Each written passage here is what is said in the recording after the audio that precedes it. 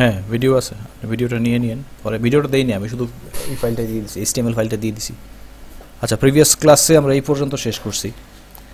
আজকে দুইটা কাজ করব, এক হচ্ছে এইখানে একটা ড্রপ ডাউন মেনুটা তৈরি করে ফেলবো, আর এইটার ভেতরের কন্টেন্টগুলো যেন ঠিকমতো সাজানো যায় সেটা করব, আর পুরোটাকে রেসপন্সিভ করার জন্য এটার সাথে ইনকর্পোরেট করে দিব হচ্ছে ওইটাকে কি বলে, বুটস্ট্র্যাপকে।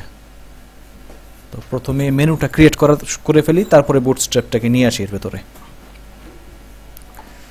আচ্ছা, তো ফাইলটা খোলা আছে না সবার সামনে? আচ্ছা, মেনু ক্রিয়েট করার জন্য আমরা যেটা করছিলাম প্রিভিয়াস ক্লাসে, সেটা হচ্ছে আমরা ব্যবহার করছিলাম হচ্ছে ULLI, মানে আনঅর্ডার্ড লিস্ট এবং লিস্ট আইটেম। আপনার সামনে খুলতে পারছেন? আচ্ছা, এখন যদি আমরা চাই যে একটা সাব মেনু ক্রিয়েট করব, এটার আন্ডারে একটা সাব মেনু আসবে, সে ক্লিক করলেই হোক বা মাউস নিলেই হোক, তাহলে এইটা কি জিনিসটা আসলে কি? এটা হচ্ছে লিস্ট আইটেম। এটার আন্ডারে আরও একটা লিস্ট আইটেম বা আরও একটা লিস্ট ক্রিয়েট করতে হবে আমাকে। প্রথমটার জন্য আমি নিচ্ছি না, আমি মনে করি পেজের জন্য নিচ্ছি। তো পেজের জন্য যে এলআইটা ক্রিয়েট করছিলাম, এই এলআই এর পরেই আমরা এখানে এন্টার দিয়ে নতুনভাবে একটা ইউএল তৈরি করব। এই ইউএলটা বা আনঅর্ডার্ড লিস্টটা এটা হচ্ছে কার আন্ডারে? এই এলআই এর চাইল্ড হিসাবে আসবে, এবং ভিতরের কন্টেন্ট আবার ঠিক একই রকম, এইটাই বারবার রিপিট করবে। আচ্ছা, এখানের ক্লাসটার প্রয়োজন হচ্ছে না। আচ্ছা,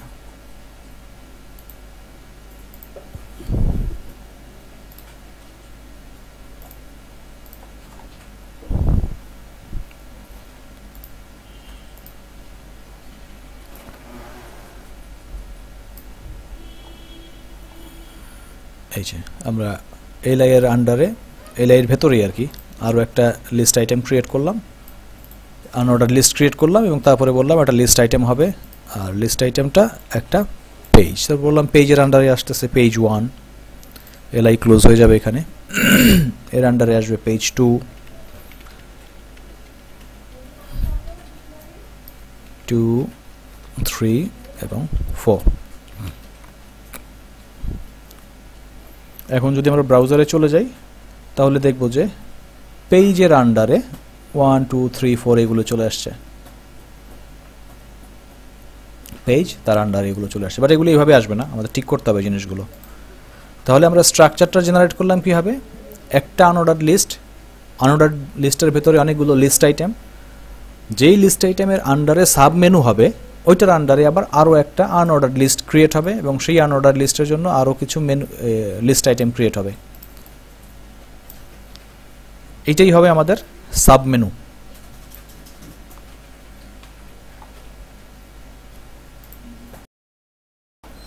আচ্ছা, এখানে যেটা দেখা যাচ্ছে যে আমরা কিন্তু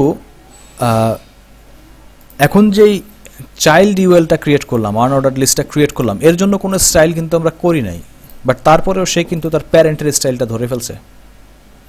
এখন আমাদের চাইল্ডের স্টাইলের থেকে প্যারেন্টের স্টাইলের কিছু আলাদা হবে। যেমন প্যারেন্টের যে লিস্টগুলি আছে, লিস্ট আইটেম, সেগুলি হচ্ছে ফ্লোটেড অবস্থায়, মানে ফ্লোটেড থাকবে পাশাপাশি, বাট চাইল্ডগুলো কিন্তু নিচে নিচে থাকবে। আচ্ছা, এখন আবার চাইল্ডের জন্য আমরা চাইলে আলাদা করে করতে পারি। আমরা আমাদের সিএসএস এ চলে যাই, একটু সিএসএস এ এসে দেখি,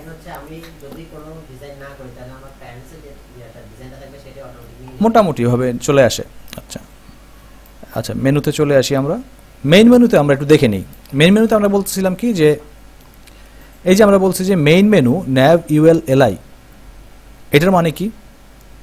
এই কথাটার মানে হচ্ছে মেইন মেনু হচ্ছে একটা ক্লাস, সেটা ডিভেরও হইতে পারে, অন্য যে কারোই হতে পারে। মেইন মেনু হচ্ছে একটা ক্লাস, মেইন মেনুর আন্ডারে যেসব নেভিগেশন নামে একটা ট্যাগ আছে, ওই ট্যাগের ভিতরে যত ইউএল আছে এবং ওই ইউএল এর ভিতরে যত এলআই আছে, সবগুলো হবে হচ্ছে ডিসপ্লে ব্লক, ইনলাইন ব্লক, মানে পাশাপাশি বসে যাবে, তারা ক্যারেক্টারের মতো আচরণ করবে। কিন্তু আমি চাচ্ছি না সবগুলো না, মেইন মেনুর ভিতরে যে নেভিগেশনটা আছে, মেইন মেনুর ভিতরে যে নেভিগেশনটা আছে এবং তার ভিতরে প্রথম যে ইউএলটা আছে, প্রথম ইউএলটার ভিতরেই কিন্তু আসলে মূল প্যানেলটা, মানে মূল মেইন মেনুর যে হেডিংটা, সেটা আমি চাচ্ছি শুধু প্রথম যে ইউএলটা পাবে শুধু সেটাকেই সে নিবে, বা ভেতরের গুলিকে সে ধরবে না। আচ্ছা, তাহলে আমাকে যেটা করতে হবে সেটা হচ্ছে বলে দিতে হবে তাকে যে ন্যাবের পরে ইমিডিয়েট যে ইউএলটা আছে, জাস্ট ন্যাবের পরবর্তী যে ইউএলটা। আর যদি এটা না দেয় তাহলে বোঝা যাবে ন্যাবের ভিতরে যত ইউএল আছে, যত চাইল্ড ইউএল হবে। আমি বলতেছি না ন্যাবের ভিতরে ইমিডিয়েট ইউএল যেটা আছে শুধু সেটাকে ধরো, দেখি কি হয়। আচ্ছা, ন্যাবের ভিতরে ইমিডিয়েট ইউএল ধরছে এবং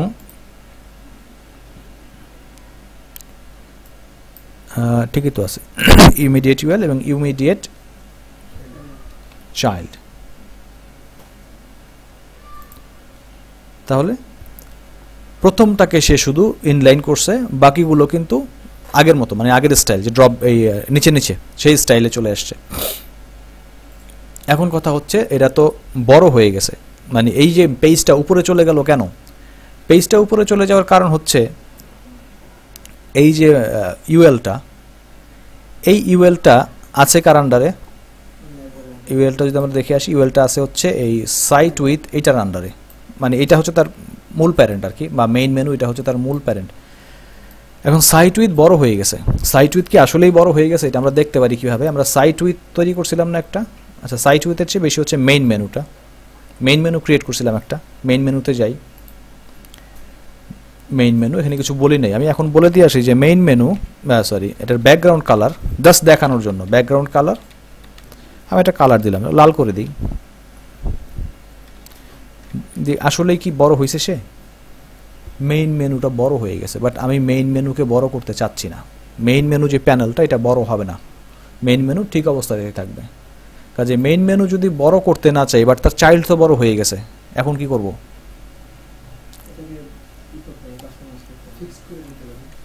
না, ফিক্সড মানে হচ্ছে পজিশন ফিক্সড, পজিশন ফিক্সড, তাকে ওই জায়গা থেকে নাড়ানো যাবে না, কিন্তু সে বড় হবে, এটা হচ্ছে ফিক্সড।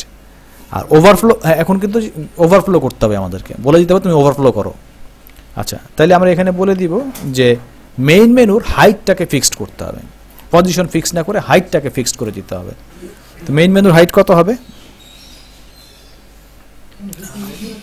100 পিক্সেল হাইট, 100 px, দেখি কি হয়। তাহলে মেইন মেনুর হাইট হয়ে গেল 100 px। এখন 100 px অনেক বড় হয়ে গেছে, আরো কমাই দিই, এটা 50 px করে দেয়। তাহলে মেইন মেনুর হাইট হলো এটা, কিন্তু মেইন মেনুর হাইট এটা হওয়ার কারণে মেইন মেনুর আন্ডারে যারা ছিল তারা কিন্তু এখন চলে গেছে সব নিচে। তাহলে আমাকে কি করতে হবে? আমাকে বলে দিতে হবে এটার মধ্যে যে সব ওভারফ্লো হয়ে গেছে, না ওই ওভারফ্লো, আমি বলবো ওভারফ্লো সব ভিজিবল করো। ওভারফ্লো হলে ভিজিবল করবা, ভিজিবল মানে কি? ওভারফ্লো হোক, কিন্তু দেখাবে, দেখানোর তো কথা।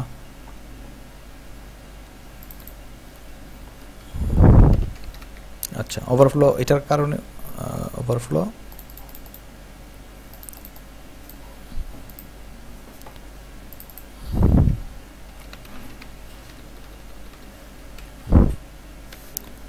visible,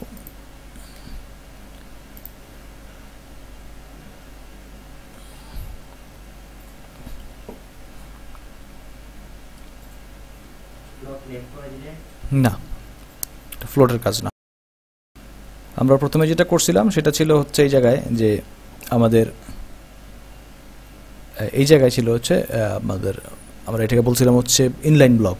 ইনলাইন ব্লক করা সে হয়ে গেছিল ক্যারেক্টার। এখন সে যখন ক্যারেক্টার হয়ে গেছে, তখন একটা প্যারাগ্রাফের মধ্যে আমি যখন মাঝখানে যদি কোনো কিছু একটা ফন্টকে বড় করে ফেলি, এটা ওয়ার্ডের এক্সাম্পল দিলে ভালো হবে।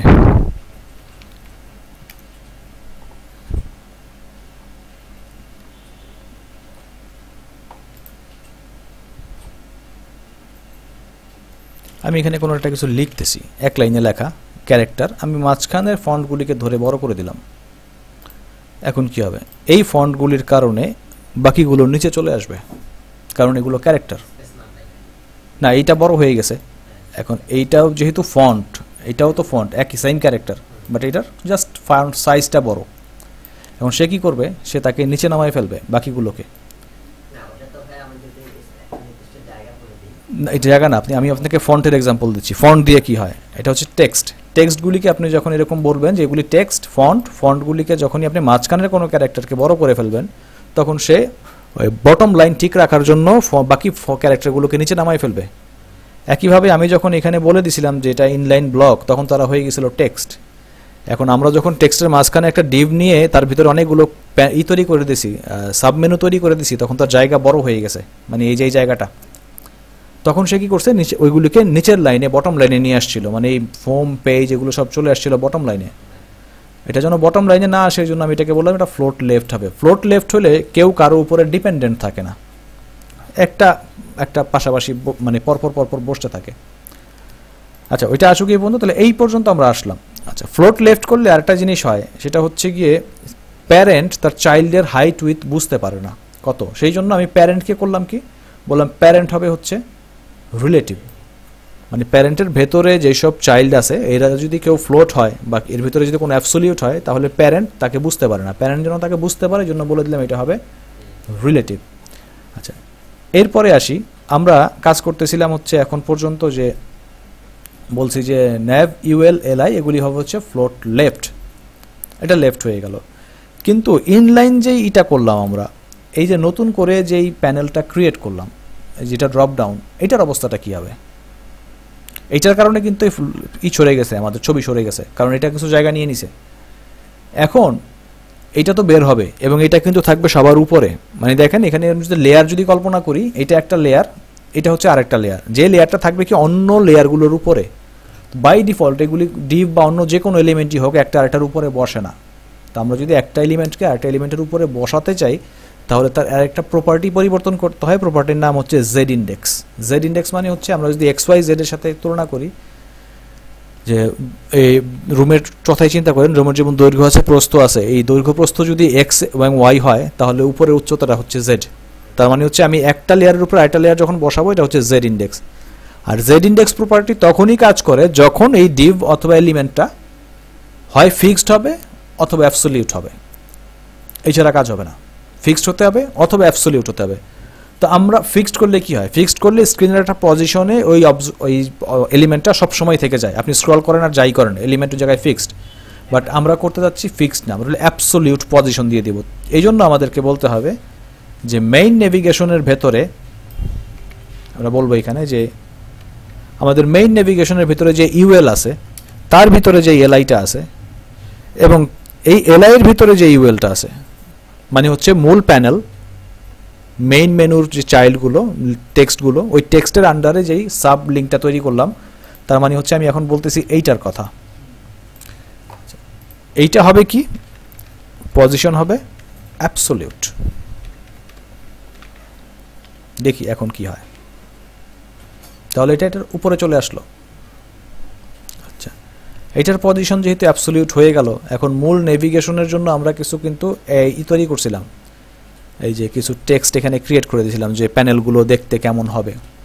তো এই প্যানেলগুলোর এই কোডগুলো কিন্তু আমার এখানেও দরকার। কার জন্য দরকার? এই এলআইগুলোর জন্য দরকার, ভেতরের এলআইয়ের জন্য। তো সেই ক্ষেত্রে আমার কি সেম কোড আমি আবার লিখব? দরকার নেই, আমি জাস্ট এতটুকু কপি করে নেই। কপি করে নিয়ে যেহেতু এইগুলি সেম কোড, আমি জাস্ট এখানে আবার বসাই দিচ্ছি যে মেইন মেনু, তার ভিতরে ন্যাভ, তার ভিতরে ইউএল, তার ভিতরে এলআই, তার ভিতরে ইউএল, এই ইউএল এর ভিতরে নিশ্চয়ই এলআই আছে, তার ভিতরে একটা এও আছে। তাহলে তো কোড ডুপ্লিকেট হয়ে গেল, ডাবল করলাম একই কাজ, একই কোড দুইবার লিখলাম।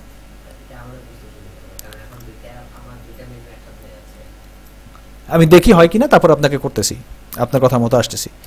আমাদের প্রোগ্রামের উদ্দেশ্যই থাকবে আমরা যদি একবার কিছু লিখি ওইটা আর দ্বিতীয়বার লিখব না।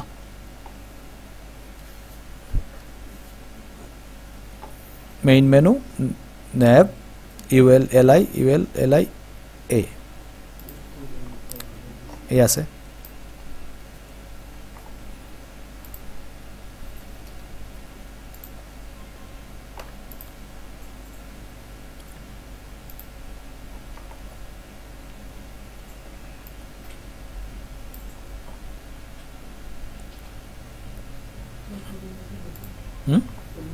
যাও দেখা দেখছো, এক মিনিট।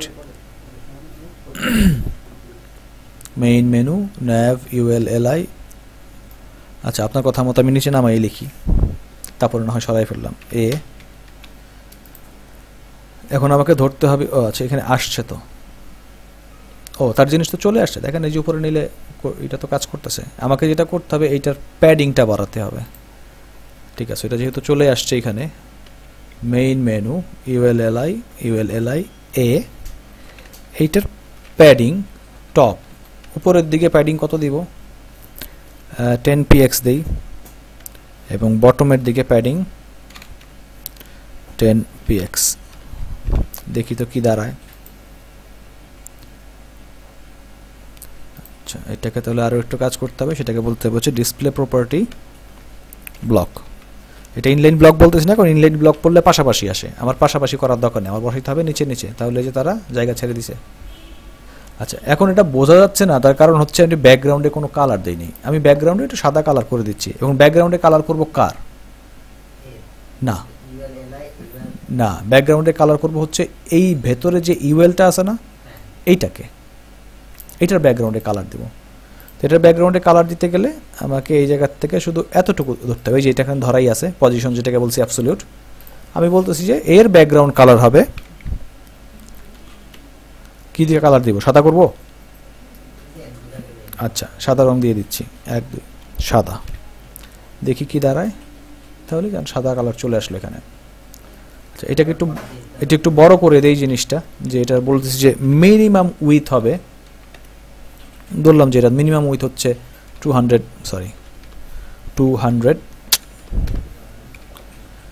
পিক্সেল।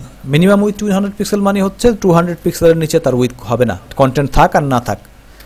আর উইথ হবে অটো, তার মানে হচ্ছে যদি কোনো কারণে 200 পিক্সেল ক্রস করে উইথ বড় হবে। আচ্ছা, আরেকটা দিই, একটু প্যাডিং দিই, কারণ একদম লেগে লেগে আছে মনে হয় জিনিসটা। আচ্ছা, এটা থাকতে পারে, হ্যাঁ দিব, এটা পরে দিব। তাহলে এটা বড় হয়ে গেল জিনিসটা। হ্যাঁ, বড় করলাম কারণ মেনুর টেক্সট তো বড় হইতে পারে, মেনুর টেক্সট বড় হবে, এটাই তো স্বাভাবিক। মেনু, হ্যাঁ, বড় হলে বড় হয়ে যাবে, কিন্তু অটো মানে এই মিনিমাম উইথটা যদি না দিই তাহলে কি হবে, মানে এই ছোট দেখাবে মেনুর পেজটা ছোট থাকলে। না, এটা হয়তো ডিজাইনের ব্যাপার। এখন কেউ যদি মনে করে যে 200 দিব না, আমি আরো কম দিব, 150 দেই, 150 দেখি। আচ্ছা, তাহলে এই যে আমাদের এটা এখন রেডি।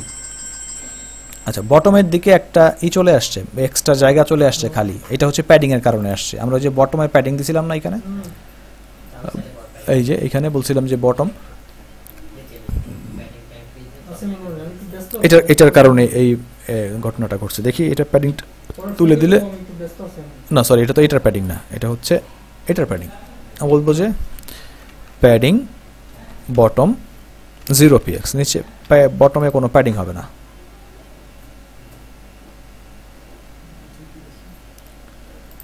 এবং টপেও কোনো প্যাডিং দিচ্ছি না, উপরে একটু প্যাডিং চলে আসছে, প্যাডিং টপ 0px। দেখি, হ্যাঁ, উপরেও কোনো প্যাডিং নাই এখন।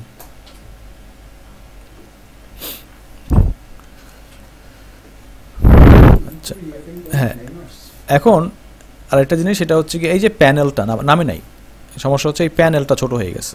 আমরা এটা 50 পিক্সেল করছিলাম না, 50px মনে করে দিয়ে আসছিলাম, এটাকে একটু বড় করতে হবে। মেনু, আমরা কোনো পিক্সেল অ্যাপ্লাই করি নাই এখানে, পরে তুলে দিয়েছিলাম আবার মেইন মেনুটা। তাহলে মেইন মেনু নেভিগেশনের আমাদের হাইট আমরা বলে দিব 50px, তাহলে না 50তে হচ্ছে না, আর একটু বড় করতে হবে 80px। হ্যাঁ,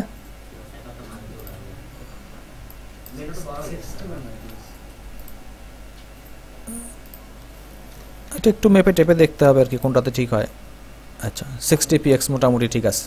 এখন 60px ঠিক থাকার পরেও এই যে প্যানেলটা, আমাদের যে প্যানেলটা, এটা যদি আরেকটু নিচের থেকে শুরু হতো তাহলে ভালো হতো, এই লাইন বরাবর যদি শুরু হতো। আচ্ছা, তো এটাকে লাইন বরাবর শুরু করতে গেলে এটা আসলে কোনটা আমাকে বুঝতে হবে, আমি আসলে কোনটা দিয়ে কাজ করতেছি। এটা হচ্ছে এইটা, এই যে এইটা, তো এইটাকে বলতে হবে যে এটার মার্জিন টপ, উপর থেকে মার্জিন টপ কতখানি করব, মার্জিন টপ দিব কত মার্জিন দিব, দেখি কত দিলে আমাদের এটার সাথে ম্যাচ করে। একটু হিসাব করে দেওয়া যেতেই পারে, আমি দেখতেছি এখন 20 দিয়ে দেখি, 20 পিক্সেল। হ্যাঁ হ্যাঁ, ডেফিনেটলি করা যাবে, কিন্তু হিসাব করলেই পাবেন, কারণ আপনি কত প্যাডিং দিয়েছেন, কত মার্জিন দিয়েছেন, এখন তো হিসাব আছে, আপনি হিসাব করে বসাই দিলেই হয়ে যাবে যে কত ওখানে দিতে হবে, তাহলে মেনু রেডি। আচ্ছা, এখন মেনু এটা সবসময় বের হয়ে থাকলে তো ঝামেলা, এটা তো বের হয়ে থাকা যাবে না, এটা আমি মাউস পয়েন্টার এখানে নিব, দেন সে বের হয়ে আসবে, এর আগে তো আসবে না, বা ক্লিক করবো তখন বের হয়ে আসবে। তাহলে প্রথম কাজ হচ্ছে বের হওয়ার আগে তো হাইড করতে হবে, তো হাইড করি। হাইড করবো কাকে? আবার সেই ইউএলকেই কিন্তু হাইড করব। কাজেই আমি এখানে বলে দিচ্ছি ইউএলকে যে তোমার ডিসপ্লে ইনিশিয়ালি মানে শুরুতে ডিসপ্লে হবে নান। ডিসপ্লে নান মানে হচ্ছে দেখাবে না, চলে গেল। এখন উপরে নিলে আসতে হবে, কার উপরে নিব? হ্যাঁ, পেজ তো টেক্সট, মানে এই জিনিসটা কি ইউএল এলআই। আচ্ছা, তার মানে প্রথম ইউএল এলআই ধরি, প্রথম ইউএল এলআই কোনটা? প্রথম ইউএল এলআই হচ্ছে এইটা, ঠিক না? আচ্ছা, তাহলে ইউএল এলআই এ যাই হোক, তো ইউএল এলআই ওইটাই বলতে পারি। আচ্ছা, ওকে, তো আমরা বলি যে মেইন ন্যাবের ভিতরে যে ইউএল, তার ভিতরে যে এলআই, এইটার উপরে যখন হোভার করা হবে মানে মাউস পয়েন্টার নেওয়া হবে, তখন কি হবে? তখন এলআই এর আন্ডারে একটা ইউএল থাকে, আছে তো আমরা জানি, ইউএল আন্ডারে যে ইউএলটা আছে, সরি ইউএলটা আছে, তার ডিসপ্লে প্রপার্টি হবে ব্লক। ব্লক মানে হচ্ছে আমি বলতেছি ডিসপ্লে করো, দেখাও। এখন একটু সরাই ফেললে চলে যায় না? চলে যাওয়ার কারণ হচ্ছে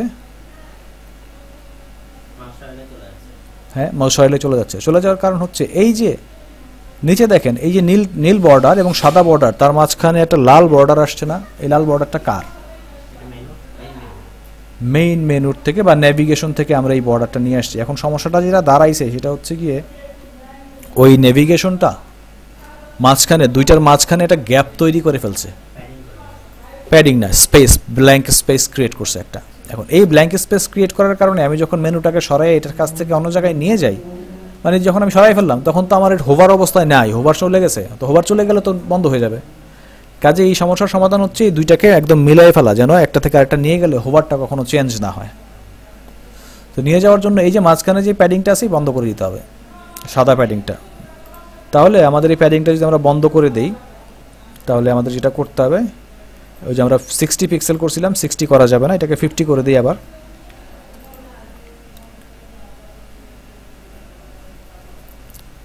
আর এই হ্যাঁ না, ঠিক হয়ে যাবে, একটু পরেই ঠিক হয়ে যাবে। আর এইখানে আমরা একটা কাজ করছিলাম না, যেটা বলছিলাম হচ্ছে মার্জিন টপ 20, এইটা 10 করে দিচ্ছি, তাহলে এখন আর যাবে না। এখন দেখতে আমাদের কাছে একটু খারাপ মনে হচ্ছে, তার কারণ হচ্ছে এই যে উপরের ব্যাকগ্রাউন্ডের লাল কালারটা দেওয়ার উদ্দেশ্য ছিল আমি কি কাজ করতেছি আমি যেন বুঝতে পারি ভিজিবলি। আমার তো ব্যাকগ্রাউন্ডের লাল কালারটা দরকার নেই, কাজে ব্যাকগ্রাউন্ড কালার মুছে দিচ্ছি,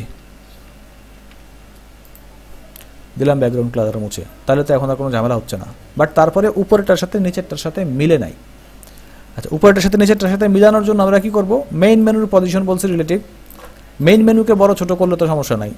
মেইন মেনুকে বলতেছি যে মেইন মেনুর প্যাডিং হবে, বা মেইন মেনুর প্যাডিং বটম, আমি বলতেছি এটা প্যাডিং হবে 20 পিক্সেল,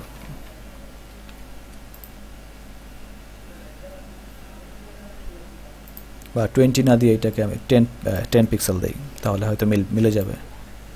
তাহলে এখন তো আর দেখতে খারাপ লাগতেছে না।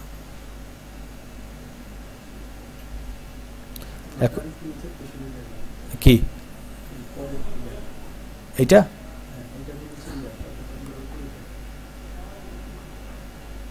কোথায় উপরে উঠে গেল?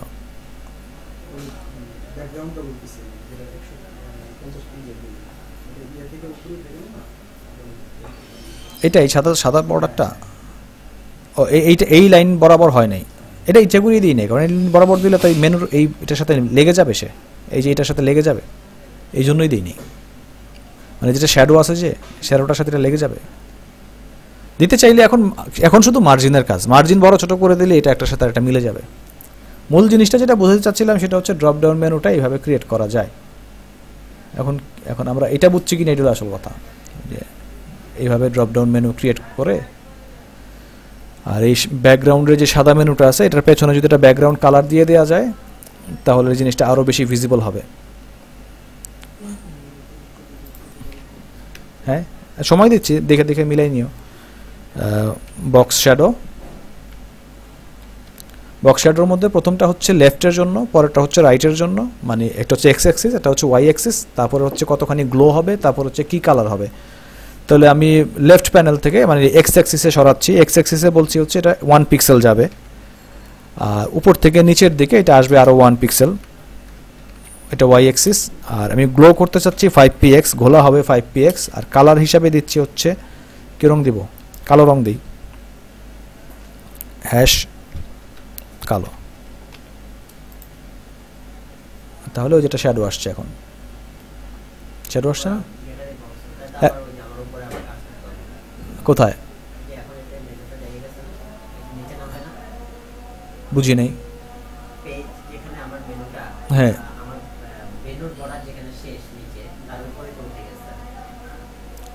না ওইটার কথাই বললাম। এখন এটা উঠাতে গেলে আপনি এই যে বর্ডারটা আছে, এই বর্ডারটা আপনি বাদ কমাই দেন। এখানে এই যে আমাদের মেনুর যে জায়গাটা মোটা হয়ে গেছে, আপনি এটা কমাই দেন, তাহলেই তো হইলো। আমি এখানে প্যাডিংয়ের পরেও কিছু জায়গা রাখছি, আপনি জায়গাটা রাখবেন না।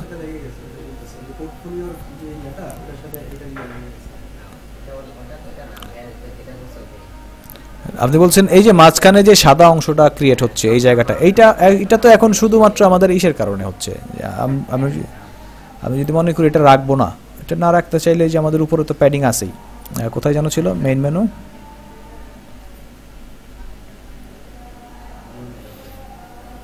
প্যাডিং 20, আমরা প্যাডিং 20 না দিয়ে প্যাডিং 10 করে দিই। সরি, এটা না,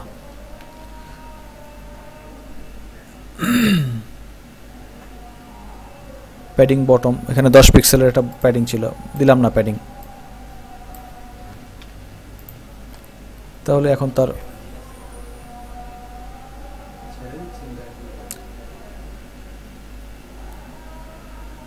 এই যে এখানে একটা হালকা 1 পিক্সেলের একটা ফাঁকা জায়গা আছে মনে হয়, এই যেটা ফাঁকা জায়গা পাওয়া গেছে বর্ডারের জন্য আসছে, দেখা যাচ্ছে জায়গাটা, ফাঁকা জায়গাটা, এই ফাঁকা জায়গার কারণে এটা হচ্ছে আর কি। এরকম খুঁটিনাটি কিছু থাকবেই, মূল জিনিসটা বোঝা গেছে কিনা এটাই হচ্ছে আসল ব্যাপার। আর এটা তো আসলে আমরা অনেক সময় দেখা যায় যে এইভাবে করতেছি, এটার সাথে জাভা অ্যাপ্লাই হবে, জাভা অ্যাপ্লাই না করলে কিন্তু এটা মোবাইলে কাজ করবে না। মোবাইলে মানে টাচ স্ক্রিন মোবাইল যেগুলি, সেখানে কিন্তু মাউস নাই, কাজে মাউস নাই যেহেতু সেখানে কিন্তু এই হোভার ইভেন্ট বলতে কোনো ইভেন্ট নাই, হোভার করা যায় না, ক্লিক করতে হবে, ট্যাপ করতে হবে। ট্যাপ করলে জাভার একটা ক্লিক ইভেন্ট কল হয়, তখন আমরা এটাকে ড্রপ ডাউনে নিয়ে আসতে হবে। তার মানে হচ্ছে মেনু তৈরি করতে গেলে আমাদেরকে দুইটা ইভেন্টের কথা চিন্তা মাথায় রাখতে হবে, একটা হচ্ছে ট্যাপ বা ক্লিক ইভেন্ট, আর একটা হচ্ছে হোভার ইভেন্ট। আচ্ছা, এটা এরকম হলে যেহেতু খারাপ উপরে, তাহলে উপরের বর্ডারটা বন্ধ করে দিই। উপরের বর্ডারটা বন্ধ না করলে এটা খারাপ লাগবে। উপরের বর্ডারটা আসছে কোথা থেকে, প্যাডিং টপ 10 পিক্সেল, না এটা তো এলআই।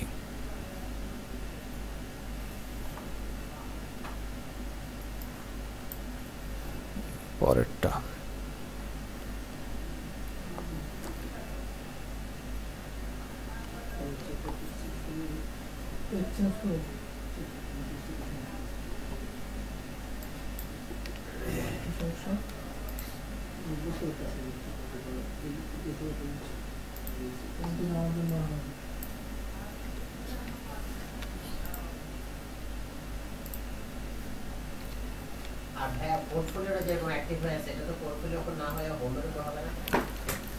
আমি যেই পেজে থাকবো সেই পেজটাই অ্যাক্টিভ হবে, এটা ছিল আমার কথা আর কি। এখন আমি অ্যাক্টিভ করার জন্য একটা ক্লাস ক্রিয়েট করে রাখছিলাম, আমার ক্লাসটা ছিল হচ্ছে অ্যাক্টিভ নামে একটা ক্লাস, এই ক্লাসটা যার মধ্যে থাকবে সেই অ্যাক্টিভ। এখন এইটা তো আসলে আসবে হচ্ছে ইসের থেকে, সরি, এই ক্লাসটা তো অটোমেটিক্যালি এখানে অ্যাপ্লাই হবে, যখন আমি যেই পেজে ঢুকবো সেটা অ্যাক্টিভ হবে।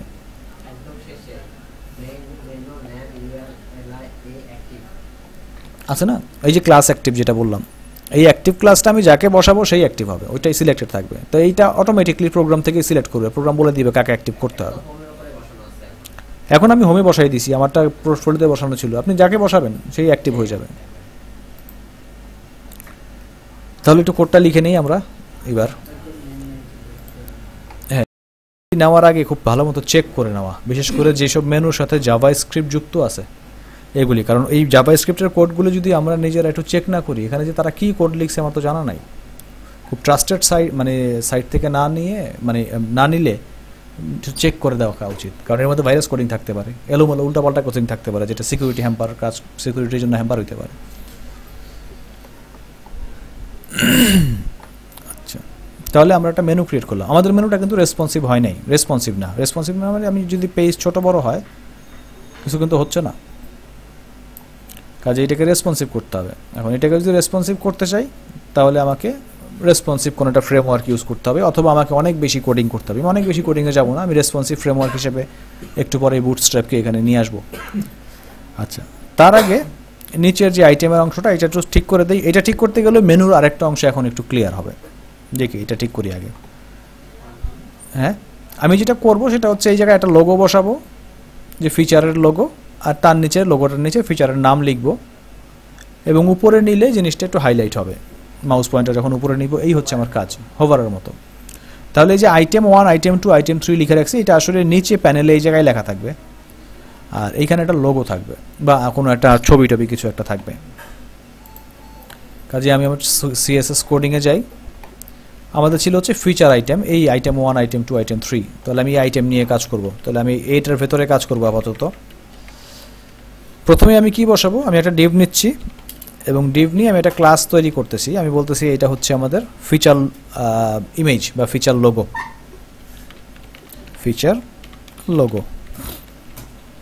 এখানে ফিচারের লোগোটা থাকবে, এবং বলতেছি হচ্ছে আরেকটা ডিভ নিয়ে যে এটার ক্লাস হবে হচ্ছে ফিচার টাইটেল।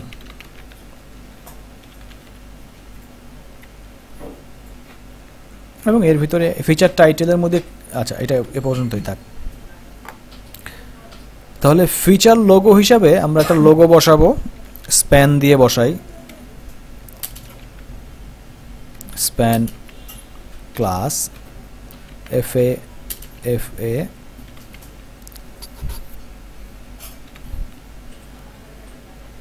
কোড। তাহলে আমরা একটা কোডিং এর পেলাম। আচ্ছা, এটা লিখে নিই একটু, তারপরে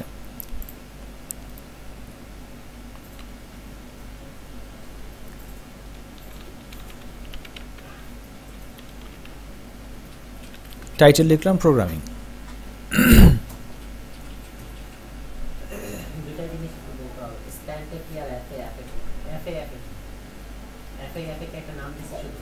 FA হচ্ছে ক্লাস, এটা হচ্ছে ফন্ট অসামের একটা ক্লাস, ডিফল্ট ফন্ট অসাম হচ্ছে একটা ফন্টের আর্কাইভ, অনেক ফন্ট আছে এখানে।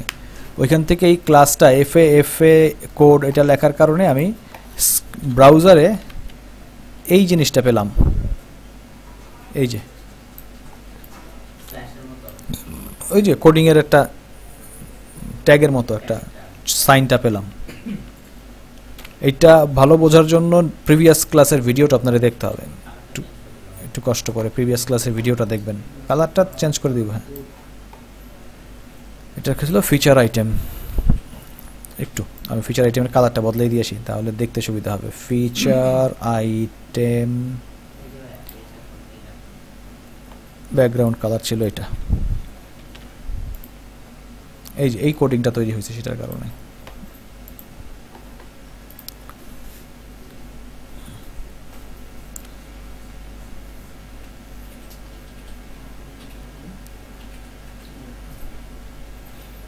FA দিয়ে যা আসে আমি কোড লিখছি, কোড লিখতে হবে এরকম কিছু না, ওইখানে থেকে একটা নিলেই হবে। এটা আমার টাইটেল হিসাবে আসবে, ছবি হিসাবে আসবে, ইমেজ হিসাবে যাবে। স্প্যান হচ্ছে আসলে ডিভের মতোই একটা জিনিস। ডিভ কি করে, ডিভ যেটা করে সেটা হচ্ছে একটা জায়গা ধরে রাখে, কিন্তু সে ব্রাউজারের পুরো অংশটা জুড়ে জায়গা নেয়। স্প্যান ডিভের মতোই কাজ করে, কিন্তু সে ব্রাউজারের মতো পুরো অংশটা নেয় না, তার ভিতরে কন্টেন্ট যতটুকু সে অতটুকু বড় হয়। এখন ধরেন আপনি একটা টেক্সট লিখবেন, যেমন আইটেম 1 লিখছি, এখন আইটেম 1-এর টিটাকে আপনি অন্য কোনো কালার বা অন্য কোনো ফন্ট সাইজ করতে চান, কিন্তু জিনিসটা কিন্তু একটাই টেক্সট, বাট ভেতরেরটাকে আমি চেঞ্জ করতে যাচ্ছি, তখন ওইটাকে সিলেক্ট করতে হবে। এই জাতীয় জিনিস সিলেক্ট করার জন্য আমরা এটাকে স্প্যানের মধ্যে আটকে দিই, আমরা বলে দিই যে এটা হচ্ছে স্প্যান। এইটা স্প্যান শুধু টিটা। এখন আমি চাইলে টিটাকে অন্য কিছু করতে পারি এখানে, যেমন আমি বললাম যে ক্লাস টিটার টেক্সট হবে হচ্ছে টেক্সট, কি রং দেবো, টেক্সট, হ্যাঁ অন্য কিছু হইতে পারে। আমি একটা কোড দিলাম, দেখি কি হয় এখানে। তো দেখেন টিটা চেঞ্জ হয়ে গেছে, শুধু টিটা, অন্যগুলি কিন্তু চেঞ্জ হয় নাই। বাট কোন টিপটা, এটা এই যে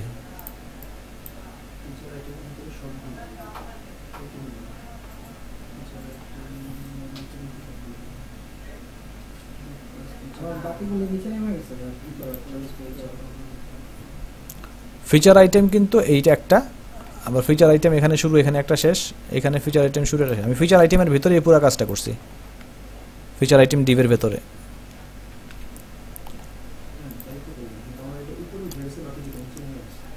তাহলে কোনোটা ডিভ মুছে গেছে, এই জন্য এটা দিলাম হচ্ছে ফিচার আইটেম টাইটেল।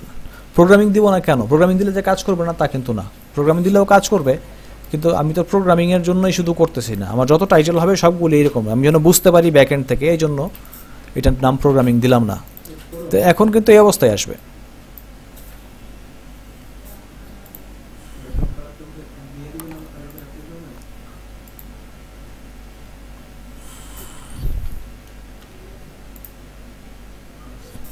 আচ্ছা, এই নিচের কথা বলতেছি, এটা ঠিক হয়ে যাবে একটু পরে, এটা নিয়ে টেনশনের কিছু নেই। এটা হয় নাই তার কারণ হচ্ছে এই যে এখানে একটা ছবি আসছে, এই ছবিটা তো এখানে নাই, এটা একটু পরে ঠিক হয়ে যাবে সবগুলো যখন বসবে পাশাপাশি। আর যদি এখনোই থাকে মানে কোনো ঝামেলা মনে হয়, তাহলে আমরা এই জিনিসগুলো তো এইটার পরিবর্তে এখানেও বসবে, প্রত্যেকটার ভেতরেই তো বসবে, আমরা বসাই দিই। সেম জিনিস তো এটাতেও বসবে, যেরকম এখানেও বসবে, শুধু এখানে দিলাম প্রোগ্রামিং, এইখানে হয়তো দিলাম হচ্ছে গিয়ে কি দিব, এটাকে কোডিং আর প্রোগ্রামিং তো একই ধরনের জিনিসই হয়ে গেল, অন্য একটা ভিন্ন জিনিস দিই, ডিজাইন দেই, ডিজাইন এইখানে দিলাম হচ্ছে গিয়ে গেমিং। তাহলে আবার সবগুলি একটা নতুন টেক্সট পড়ে গেছে কোথাও, আমার কোথাও না, তুলে এই যে আইটা রয়ে গেছে,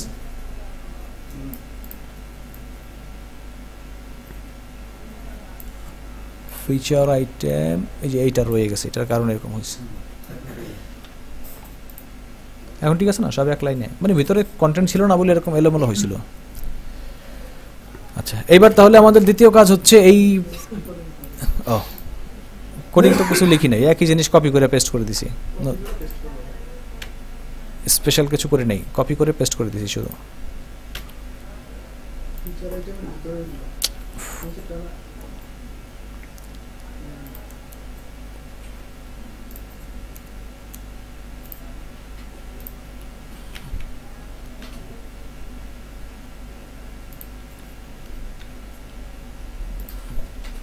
আসছে? আচ্ছা, তাহলে ফিচার আইটেমের টাইটেলটা তো ঠিক আছে, আর লোগো, আমরা আগে লোগোটার ক্ষেত্রে চিন্তা করি, লোগোটা আমরা কি দিব আগে থেকে একটু ডিসিশন নিয়ে রাখতে হবে। লোগোটা কি আমরা এইরকম ফন্ট অসামের কোনো টেক্সট দিব, নাকি কোনো ইমেজ ইউজারের কাছ থেকে নিব, এটাকে চিন্তায় রাখতে হবে। তা আপাতত আমরা চিন্তা করতেছি যে ফন্ট অসামের এই টেক্সটটাই থাকুক, কাজে আমরা ফিচার লোগোকে ধরি, ফিচার লোগোকে ধরলাম, এবং এই ফিচার লোগো যেহেতু ফিচারের অংশ, কাজে আমরা ফিচারের পর থেকে শুরু করি। এখানে লিখি যে ফিচার কন্টেইনার আছে কোথায়, এটা জিনিসটা একটু দেখে নেই ভালো মতো, জিনিসটার পজিশনটা কোথায় আছে। ফিচার কন্টেইনার, ফিচার আইটেম, তারপরে ফিচার লোগো। যদিও সরাসরি ফিচার লোগো ধরলেই হয়, কিন্তু ফিচার লোগো যদি আমরা অন্য কোথাও ইউজ করতে চাই তখন আর পারবো না, এখন থেকে সেভ জোনে থাকা। তো ফিচার কন্টেইনার, তার ভিতরে যে ফিচার আইটেম আছে তার ভিতরে আছে হচ্ছে আমাদের feature logo. Feature container, feature item, feature logo. এর আমি ফন্ট সাইজটা বড় করে দিচ্ছি। কত করব ফন্ট সাইজ? একটু বড়ই করে দিই, 50 px। দেখি কি হয়। এই যে টেক্সটটা বড় হয়ে গেছে। আচ্ছা, যেহেতু এটা টেক্সট, কাজে এটাকে সেন্টার অ্যালাইন করা খুব সহজ। আমি বলে দিলাম হচ্ছে টেক্সট অ্যালাইনমেন্ট হবে সেন্টার, সেন্টারে চলে আসছে। আচ্ছা, এটাকে উপর থেকে নিচের দিকে নামানোর জন্য, আচ্ছা ওই পদ্ধতিতে আসতেছি, ওইটাকে উপর থেকে নিচে নামানো। আমরা নিচে একটা শুধু এটার নিচে একটা প্যাডিং দিয়ে দিব যেন প্রোগ্রামিং লেখাটা এইখানে চলে আসে। তাহলে আমরা বলবো যে প্যাডিং বটম 25 px, তাহলে প্রোগ্রামিং লেখাটা একটু নিচের দিকে নেমে আসবে।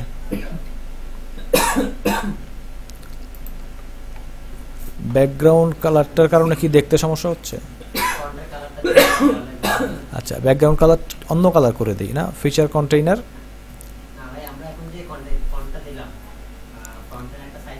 হ্যাঁ হ্যাঁ, সেটাও করা যায়। সব এই যে এটাকে বদলাই দিই,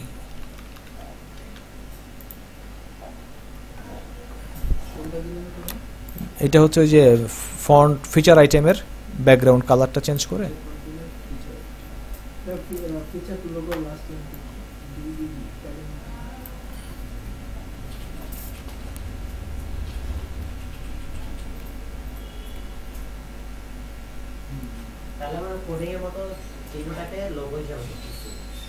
টেক্সট হিসেবে ধরছে, ধরেন এই জাতীয় কিছু জিনিস, মনে করেন ফেসবুকের যে আইকনগুলো,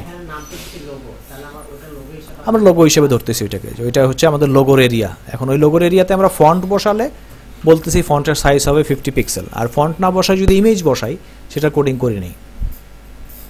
সেই জন্য আগে থেকে থিম বানানোর সময় আপনাকে ডিসিশন নিতে হবে যে আপনি আসলে এখানে কি বসাবেন, ফন্ট না ইমেজ। আচ্ছা, তাহলে এটা আসলো, আসছে সবার? আচ্ছা, তাহলে এবার আমাদের বাকি আছে হচ্ছে নিচের যে প্রোগ্রামিং লেখাটা, এটাকেও মাঝামাঝি আনতে হবে এবং করতে হবে, কি বলো এটাকে একটু বড় করতে হবে, এটা একটু ছোট অবস্থায় আছে। কাজে ওইটাকে যদি আমি ধরতে চাই, এটার ক্লাসটা ছিল হচ্ছে আমাদের ফিচার আইটেম টাইটেল, এটার ক্লাসটাকে ধরে ফেলি এই জায়গায়। H1 তো আসলে হেডিং, এইটা তো আমার হেডিং না। H1 দিবেন হচ্ছে পেজের হেডিং এর ক্ষেত্রে, পেজের হেডিং এর ক্ষেত্রে। এটা তো পেজের হেডিং না, এটা জাস্ট একটা ফিচার আমি দেখাচ্ছি। এখন এই H1 H2 গুলো ব্যবহার করার ক্ষেত্রে কিছু রুল আছে। রুলটা হচ্ছে প্রথমটা হবে H1, তারপরে H2 এভাবে আসবে। এখন আপনি যদি কোনোটা পেজের অনেক নিচের দিকে H1 দেন, এইটার প্রায়োরিটি কিন্তু, আপনি উপরে অনেক কিছু লিখে আসছেন বাট এটার প্রায়োরিটি কিন্তু বেশি। গুগল যখন বা অন্য কোনো সার্চ ইঞ্জিন যখন এটাকে করবে, ইন্ডেক্সিং করবে, তখন ওই নিচের H1 লেখাটাকে ইন্ডেক্সিং করবে। এখন ধরেন আপনি এই জায়গার লেখাটা, এই প্রোগ্রামিং, এইটার মধ্যে আপনি H1 দিয়েছেন, কিন্তু এই জায়গায় আপনার একটা খুব গুরুত্বপূর্ণ কথা, ওইটা H1 দিয়ে মোটা করেন নাই বা বড় করেন নাই, প্রমিনেন্ট করেন নাই। এখন এই টেক্সটটাকে সার্চ ইঞ্জিন ধরবে হচ্ছে মেজর টেক্সট হিসেবে, যেহেতু এটার মধ্যে H1 দেওয়া। এসইওর ক্ষেত্রে জি। এই জন্য যেগুলি আমি চাই ফোকাস করতে, ওইগুলি H1 H2 এগুলির মধ্যে থাকবে, আর যেগুলি ফোকাসের মধ্যে থাকবে না। যেমন আমি কিন্তু এই জায়গায় ন্যাভ কিওয়ার্ডটা, এই যে আমরা যখন মেনুটা ক্রিয়েট করলাম তখন এই ন্যাভ কিওয়ার্ড না লিখলেও কাজ হতো, আমি ডিভের মধ্যেই লিখতে পারতাম। ন্যাভ কেন লিখলাম? ন্যাভ লিখে আমি সার্চ ইঞ্জিনকে বলে দিলাম এটা আমার মেইন মেনু, তুমি যদি সার্চ পেজকে দেখাইতে চাও, সার্চ ইঞ্জিনে নিতে চাও, এই মেনুর কন্টেন্টগুলিকে প্রায়োরিটি বেশি দিতে হবে। ন্যাভ না লিখলেও কিন্তু কাজ হইতো, বাট এটা লেখার পরে সে বুঝে গেছে এটা হচ্ছে প্রায়োরিটিতে, এটা হচ্ছে বেশি উপরের দিকে যাবে। আচ্ছা, তাহলে আমরা এই জায়গায় নিয়ে আসলাম। এখন এইটাকে ঠিক করতে হবে, কোথায় যেন ছিলাম, টাইটেল। টাইটেলের জন্য এটারও ফন্ট সাইজ এটাকে 36 পিক্সেল করে দেই। আচ্ছা, এইটার কালার যা আছে থাকতে পারে মনে হয়, কালার থাকুক, যা আছে থাক। তাই টেক্সট অ্যালাইন সেন্টার করে দিচ্ছি, তাহলে এটাও মাঝামাঝি চলে আসবে। আচ্ছা, এইটার টেক্সটটা মনে হয় আর একটু ছোট করে 26 দিয়ে বরং উপরেরটাকে বড় করে দিই, যেটা আমাদের লোগো ছিল। লোগোটা কই ছিল? আচ্ছা, এই যে লোগো, এইটাকে মনে করি 70 করে দিই, লোগোটাই বেশি বড় হওয়া উচিত। ঠিক আছে, এখন এই দুইটাকে পেজ এইটার ঠিক মাঝামাঝি নিয়ে আসতে হবে। এবং মাঝামাঝি নিয়ে আসার উপায় কি? যদি মাঝামাঝি নিয়ে আসার উপায় হিসাবে আমরা এটা চিন্তা করি, আমাদের যে ডিভটা আমরা ব্যবহার করছি এটা বডিটা ক্রিয়েট করার জন্য, বা এই যে আমরা প্যানেলটা ক্রিয়েট করার জন্য যে ডিভটা ব্যবহার করছি, এই ডিভটার হাইটটা কিন্তু আমরা ফিক্সড করে দিয়ে আসছি। বলছিলাম হচ্ছে আমাদের ফিচার আইটেম, এটার হাইট হবে 200 পিক্সেল। যদি হাইট 200 পিক্সেল হয়ে যায় তাহলে কিন্তু এইটাকে মাঝামাঝি আনাটা একটু টাফ,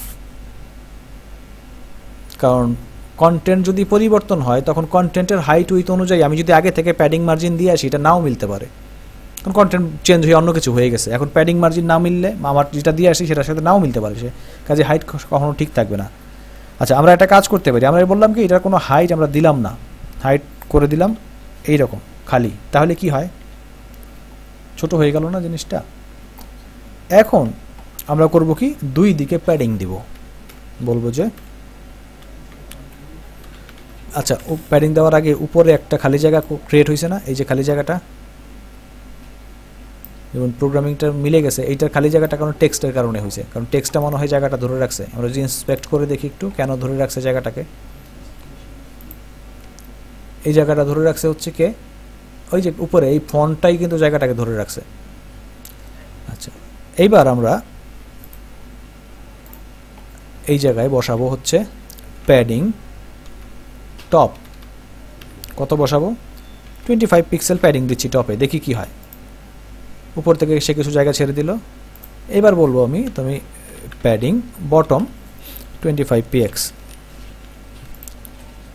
তাহলে আমার কন্টেন্ট যাই হোক উপরে নিচে সে এখন সমান প্যাডিং রাখবে, কাজেই কন্টেন্ট সবসময় এমনিতেই মাঝামাঝি থাকবে।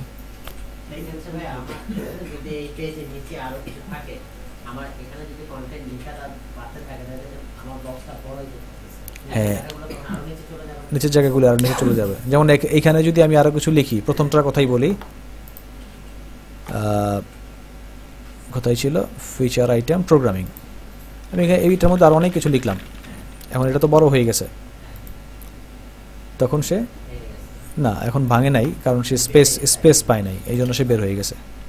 আচ্ছা, তাহলে আমি এটা করে দেই, এখন সে বড় হয়ে গেছে, সে একটা বিশ্রী ঘটনা তৈরি করছে। আচ্ছা, এই বিশ্রী ঘটনা যেন তৈরি না হয় সেই জন্য আমরা এখানে বলে দিতে পারি যে একটা যে ম্যাক্সিমাম হাইট, ম্যাক্স হাইট কখনোই 250 ক্রস করবে না।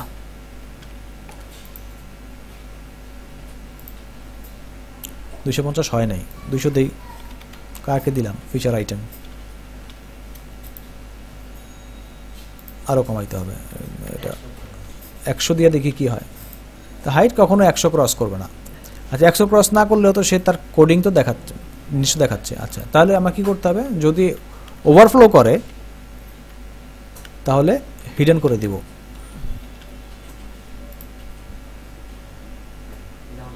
না, তখন আপনি হাইট বাড়াই দিবেন, আমি তো হাইট আন্দাজে দিছি, এটা 150 দেই,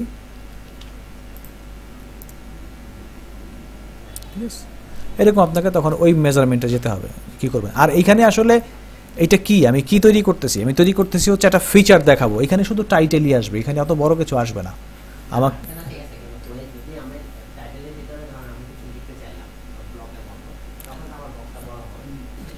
টাইটেলের মধ্যে তো এগুলি কিছু লিখবো না, প্রথম কথা হচ্ছে এটা। আর তারপরে আপনি যেটা বলছেন হতে পারে, যদি আসলে এগুলি করবেন,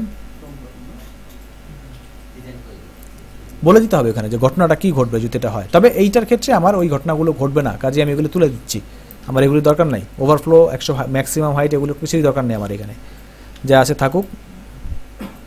আমি এখান থেকে টেক্সটগুলোকে প্রোগ্রামিং পর্যন্তই রাখি, কারণ আমি জানি এটা টাইটেলের মধ্যে এত কিছু বসাবো না। এখন কেউ যদি এটা যদি ডাইনামিক হয়, যে এই প্রোগ্রামিং ডিজাইন গেমিং এর জায়গাগুলো এগুলো ডাইনামিক্যালি আসবে, ইউজারকে বলবো টাইটেল দিয়ে দাও।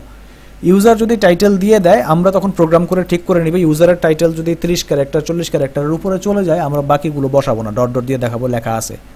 সেই ক্ষেত্রে উপরে নিলে সে তার টাইটেলটা লেখা পাবে। কিভাবে হবে সেটা, যেমন আমরা বলছি, মনে করছি প্রোগ্রামিং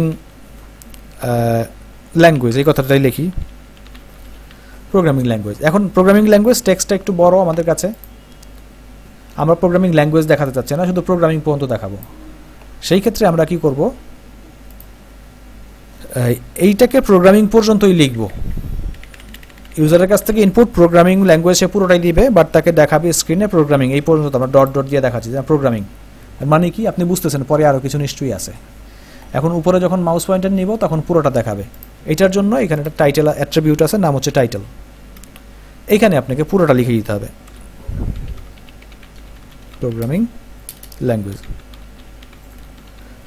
তাহলে প্রোগ্রামিং এখানে স্পেস দিয়ে দিই, দেখতে ভালো লাগবে। তাহলে প্রোগ্রামিং লেখা থাকলো, উপরে নিয়ে আপনি মাউস পয়েন্টার ধরলে প্রোগ্রামিং ল্যাঙ্গুয়েজ লেখাটা আসবে।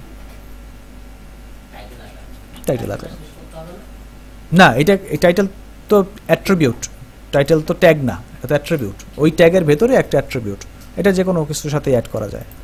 টুল টিপ বলি না আমরা, যেমন উপরে নিয়ে গেলে ধরলাম এটা কি কাজ করে, ওই যে টুল টিপ দিচ্ছে এরকম টুল টিপ, এটা টুল টিপটাকে এখানে বলে টাইটেল। তাহলে আপনি যখন ইউজারের কাছ থেকে ডাইনামিক্যালি পিএইচপি দিয়ে বা অন্য কোনোভাবে এই টাইটেলটা নেবেন, তখন টাইটেলটাকে এই জায়গায় দেখানোর সময় আমরা প্রথমে চেক করে দেখবো টাইটেলটা 30 ক্যারেক্টার বা কোনো ক্যারেক্টার ক্রস করে কিনা। যদি ক্রস করে তাহলে ক্রস করলে আমরা যতটুকু চাই যে 10-15 পর্যন্ত বসাবা, বাকিগুলি ডট ডট দেখাবা, আর এই টাইটেলের ভিতরে পুরোটা লিখব। ইউজ করবেন হচ্ছে ওই যে এসটিআর কি বলে, এসটিআর কাউন্ট করার, এসটিআর লেন। আচ্ছা সরি, হ্যাঁ আচ্ছা। এখন অনেক সময় আমাদের কাছে আবার এটা মনে হয় যে আমাদের ফিচারগুলি যদি একটু বড় হাতের অক্ষরে লেখা থাকে তাহলে সুবিধা। এখন ইউজার বড় হাতের অক্ষরে লেখে নেই, ইউজার লিখছে সব ছোট হাতের। তো আমার কাছে পিএইচপি দিয়ে প্রোগ্রামিং করার অপশনও নাই, কারণ আমি থিম ডিজাইন করতেছি, পিএইচপির কোডিং করতেছি না। সেই ক্ষেত্রে সিএসএস ওই অপশনটা দেয়, এটা হচ্ছে টেক্সট ট্রান্সফর্ম। টেক্সট ট্রান্সফর্ম কি করবেন, ক্যাপিটালাইজ, সব বড় হয়ে যাবে। হ্যাঁ সেই যেভাবে লিখব, সেই হয় না এটা। ও স্যার এখানে না তো, টাইটেলে।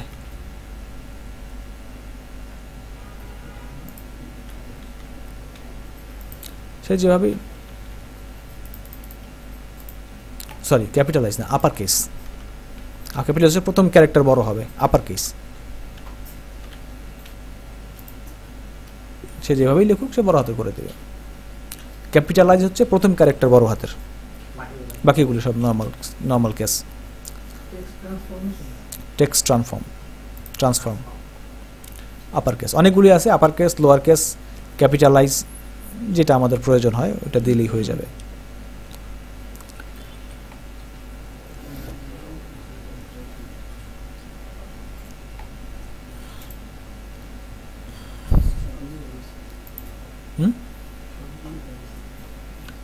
সহজ না? আচ্ছা এখন আমি চাচ্ছি এটার উপরে মাউস পয়েন্টার নিলে এটা আমাকে কোনো একটা এফেক্ট দিবে, হয় কোনো একটা দিয়ে ঢেকে ফেলবে, একটা নতুন একটা কিছুতে ঢেকে যাবে, অপাসিটি চেঞ্জ হয়ে যাবে, এবং আমি ক্লিক করার অপশনটা পাবো, যে ক্লিক করলে কাজ হবে। এখন আমি ক্লিকটা দিতে চাই কার উপরে, এই লেখার উপরে না এটার উপরে? পুরোটার উপরে ইভেন্টটা দিলেই ভালো হয়, যে আমি মাউস পয়েন্টার পুরোটাই যেন হয়। পুরোটা আসলে কে, পুরোটা হচ্ছে আসলে এতটুকু, তাই না? তাহলে আমি আসলে এটা বসাবো এখানে, এ রেফারেন্স আপাতত হ্যাশই থাকুক। আমি বলতেছি এটার উপরে যে কোনো জায়গায় মাউস পয়েন্টার ধরলেই আমি এখন লিঙ্ক পাবো, এই যে। বাট লিঙ্কটা আবার আমাকে ডিফল্ট পজিশনে ফেরত নিয়ে আসছে।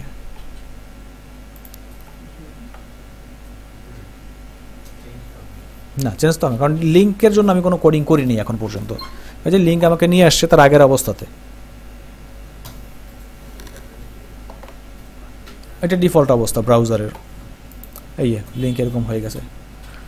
তো এখন যদি লিঙ্কটার জন্য কোডিং করতে চাই, হয়েছে লিঙ্ক পর্যন্ত আসছে।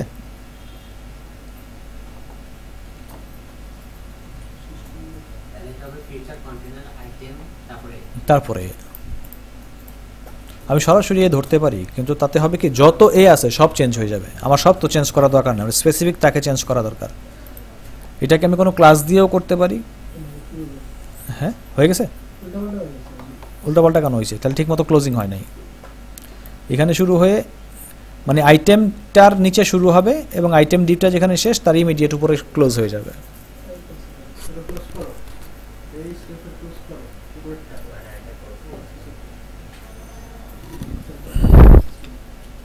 আসছে না? ওকে, তাহলে আমরা এটার যে টেক্সট, এটা অ্যাঙ্করের যে স্টাইলটা, এটাকে বদলাই দিই। এটাকে আমরা পাবো হচ্ছে ফিচার আইটেম, তার আন্ডারে যে এটা আছে। তো এইখানে আমাদের ছিল হচ্ছে এই পর্যন্ত কন্টেইনার ফিচার আইটেম, এটার ভিতরে আমরা বলবো যে ফিচার আইটেম, তার ভিতরে যে এটা থাকবে, এই এর মধ্যে টেক্সট কালার হবে, ফন্ট কালার হবে, বা কালার হবে হচ্ছে কালো, যেটা আমরা করে রাখছিলাম। আর এইটা টেক্সট ডেকোরেশন মানে হচ্ছে যে আন্ডারলাইন, বর্ডার বা আন্ডারলাইন এগুলো থাকবে না। টেক্সট ডেকোরেশন হচ্ছে নান, টেক্সটের কোনো ডেকোরেশন হবে না। দেন আগের অবস্থায় চলে আসলো, এখন আর টেক্সটে কোনো ডেকোরেশন নাই।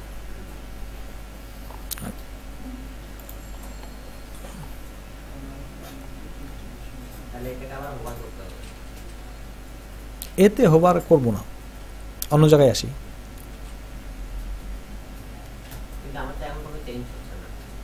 চেঞ্জ হয়ে যে এটার কালার চেঞ্জ হয়ে গেল না, নীল হয়েছিল আগে, ওটা চেঞ্জ হয়ে গেল, আমি ওইটা চেঞ্জ করলাম শুধু, আর কিছু করে নেই এখনো। না, ওইটা তো করে নেই এখনো, এই পর্যন্ত আসুক সবাই, তারপর ওই জায়গায় যাচ্ছি। হ্যাঁ, এই যে এই লাইন।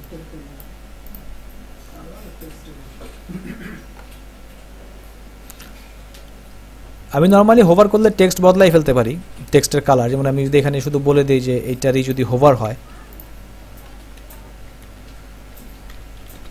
হোভার, তাহলে আমি বলতে পারি যে এটার কালার চেঞ্জ করে আমি অন্য কিছু দিয়ে দিলাম, হ্যাশ লাল রং করে, জাস্ট আপাতত দেখাচ্ছি আমি জিনিসটাকে লাল করে দিলাম, তাহলে কিন্তু হোভার করলেই এখন লাল হবে যেখানে এ আছে। কিন্তু আমি এটা করতে চাচ্ছি না, আমি যেটা করতে চাচ্ছি সেটা হচ্ছে যে এটার উপরে নিলে এইটা আরেকটা ডিপ দিয়ে ঢেকে যাবে, আরেকটা এরিয়া দিয়ে ঢেকে যাবে, এবং তখন আমার ওটার মধ্যে ট্রান্সপারেন্ট কালারটা দেখাবে। তো এইটা যেহেতু আমি ঢেকে দিতে চাই, তাহলে আমাকে আগে একটা ডিপ বানাইতে হবে এখানে ফিচার আইটেমের ভিতর, মানে এটা থাকবে হচ্ছে ফিচার আইটেমটাতে। ফিচার আইটেমটা, পুরো ফিচার আইটেমটাকে সে ধরে রাখবে। তো ফিচার আইটেমের ভিতরে আমরা এই জায়গাতে একটা এর ভেতরে আরেকটা ডিভ নিব,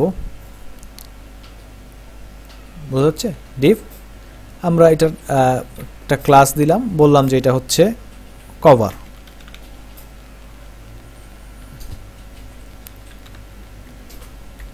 সে পুরোটাকে ঢেকে রাখবে, তো এই জন্য কভার নাম দিলাম এটা। এখন কভারের মধ্যে এখন কিছু নাই,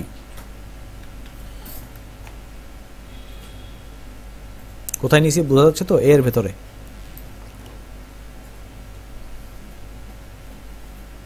ওকে, এবার আমরা বলতেছি যে ফিচার আইটেমের ভিতরে যে এটা আছে,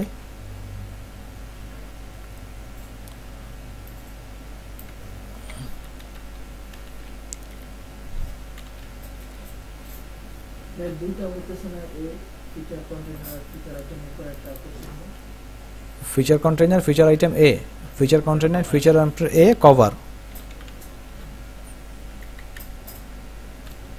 এটার কি করবো বলুন, যে এটার উইথ হবে 100%। হোভার করিনি এখনো, এটা জাস্ট দেখানোর জন্য রাখছি। এটা পরে আপাতত এটা এভাবেই থাকুক, অসুবিধা নেই, এটা চেঞ্জ হবে পরে।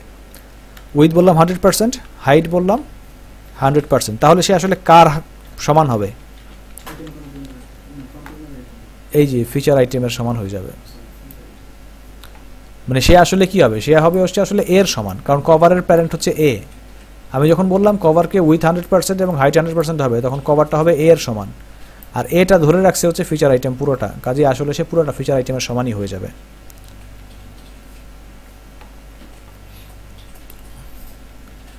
এখন কভারটাকে বোঝার জন্য আমি এখানে একটা ব্যাকগ্রাউন্ড কালার অ্যাপ্লাই করব। বলো ব্যাকগ্রাউন্ড কালার, বোঝার জন্য এটা শুধু আমি কালারটা হিসাবে এখানে একটা যে কোনোটা কালার দিয়ে দিচ্ছি, যে এইটা যেন কালার হয় তার। দেখি তো ব্রাউজারে গিয়ে কি হয়, কিছু কি দেখাচ্ছে? কিছু দেখাচ্ছে, বাট এখানে কিন্তু একটা কিছু হয়েছে, বাট দেখাচ্ছে না, কিছু দেখাচ্ছে না ব্রাউজারে। এই উইথ 100%, হাইট 100%, কিছুই দেখাচ্ছে না। শিখানোর ব্যাখ্যাই দিচ্ছি, লিখে নিকে একটু।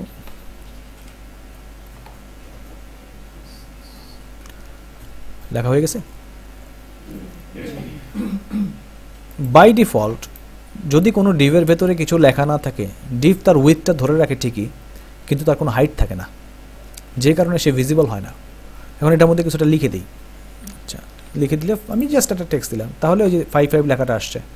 উইথ কিন্তু হয়ে গেছে পুরা, হাইটটা কিন্তু সে নিতে পারে নাই। আমার তো এটা হইলে হবে না, আমার পুরোটার হাইট আর উইথ জুড়ে নিতে হবে। আচ্ছা, এখন কোনো একটা ডিভকে হাইট পার্সেন্টেজ দিয়ে যদি বাড়াতে চাই, তাহলে ডিভের প্রপার্টিতে ডিসপ্লে প্রপার্টি পজিশন অবশ্যই হইতে হবে অ্যাবসোলিউট অথবা ফিক্সড, এছাড়া হবে না। আচ্ছা, তাহলে এটাকে অ্যাবসোলিউট করে দিই, পজিশন অ্যাবসোলিউট, দেখি কি হয়। বিরাট হয়ে গেছে সে। কার সমান হয়ে গেছে? প্যারেন্টের সমান। আচ্ছা, এবার বলি তার টপ 0px,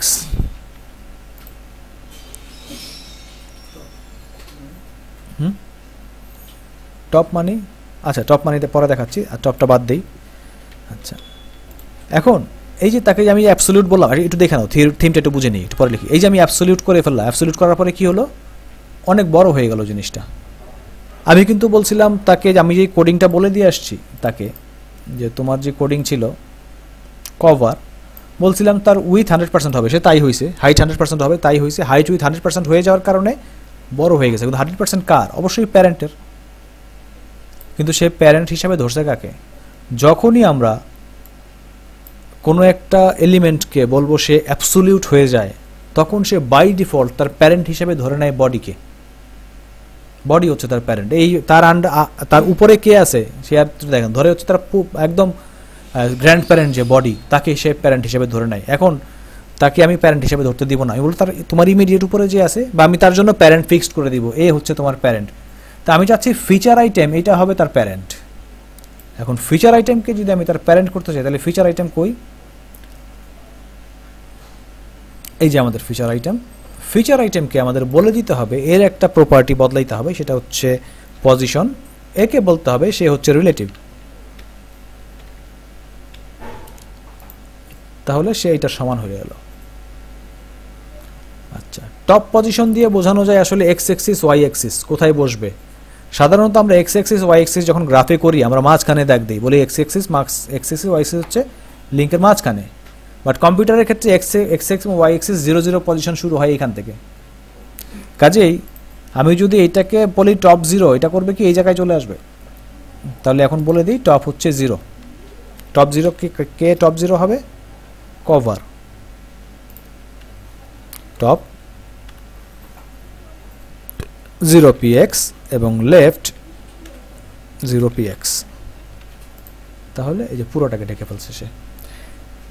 এখন ওই যে 55 লিখছিলাম সেটার আর দরকার নাই, কারণ 55 আমার এখন আর দরকার নাই, সে এখন আর তার সাধারণ অবস্থাতে নাই। কাজে 55 না লিখলেও সে পুরোটাকে কভার করবে।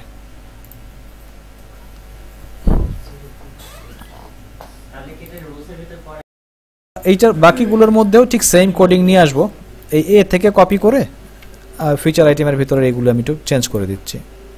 ডিজাইন এবং এই জায়গায় ছিল, তাহলে এখানে ডিজাইন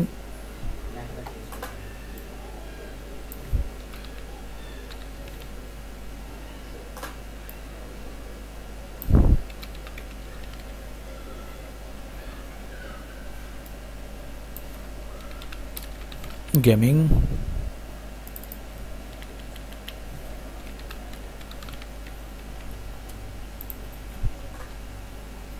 এখন সবগুলোতে চলে আসছে।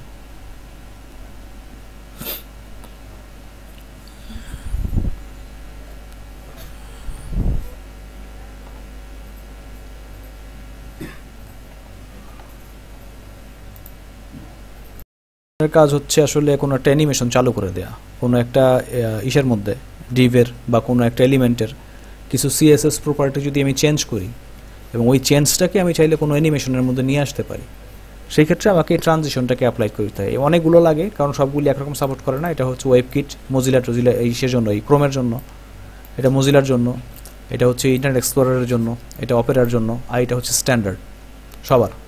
এখানে যেটা বলতেছে ট্রানজিশন হবে অল, যত ধরনের সিএসএস চেঞ্জ আসে সবগুলি চেঞ্জের মধ্যে ট্রানজিশনটা হবে। ট্রানজিশন মানে এক জায়গা থেকে পরিবর্তিত হয়ে আরেকটা জিনিস হবে। সময় লাগবে হচ্ছে 500 মিলি সেকেন্ড, মানে হচ্ছে 1 সেকেন্ডে, মানে হাফ সেকেন্ড আর কি। আর ইজি, এটা হচ্ছে ট্রানজিশন ফাংশন। কোন ফাংশনটা ব্যবহার করা হবে দেখি ঘটনাটা কি ঘটে। যখন উপরে নিব,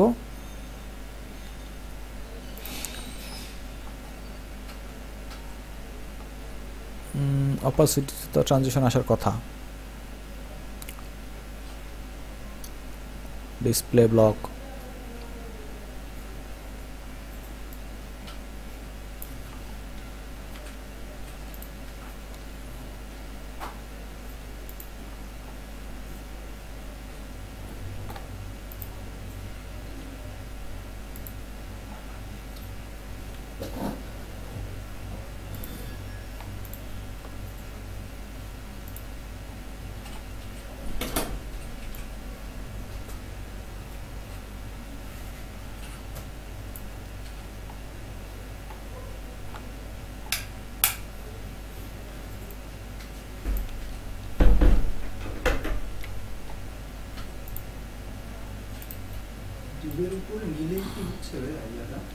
কি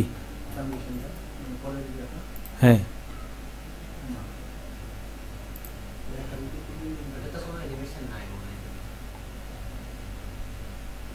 না, অ্যানিমেশন আছে যে অপাসিটি বদলায় চেঞ্জ হয়ে যাওয়ার কথা।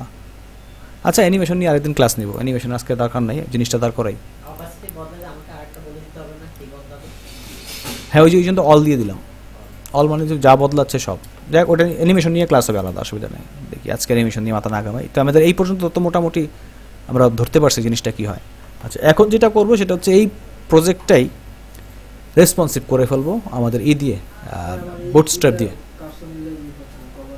এটা এই দুটা হচ্ছে না, তার কারণ হচ্ছে এই দুটার ভিতরে তো ওই কোডিংগুলো নাই। এই এর কোডিং কি ওই দুটার মধ্যে আছে? তাহলে কোনো জায়গায় ভুল হয়েছে।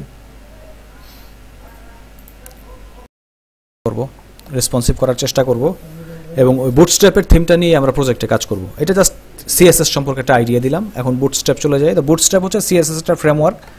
সিএসএস এর যেসব কাজ আমরা খুব কষ্ট করে করি, অনেক কোডিং লিখতে হয়, অনেক সময় নষ্ট হয়, এগুলি করার দরকার নেই। মোটামুটি একটা ফ্রেমওয়ার্ক রেডি করা আছে, মোটামুটি না খুব ভালো মানের একটা ফ্রেমওয়ার্ক রেডি করা আছে, একদম মোবাইল ফ্রেন্ডলি ফ্রেমওয়ার্ক।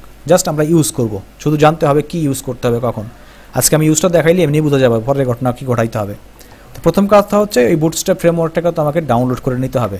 তো আমি যে কোনো জায়গার থেকে ব্রাউজার গুগলে ঢুকে লিখতে পারি বুটস্ট্র্যাপ, সার্চ দিলে হবে, অথবা গেট বুটস্ট্র্যাপ.com এটা লিখলেই আমার বুটস্ট্র্যাপের ওয়েবসাইটটা চলে আসবে। getbootstrap.com এই ওয়েবসাইটটা চলে আসবে সামনে।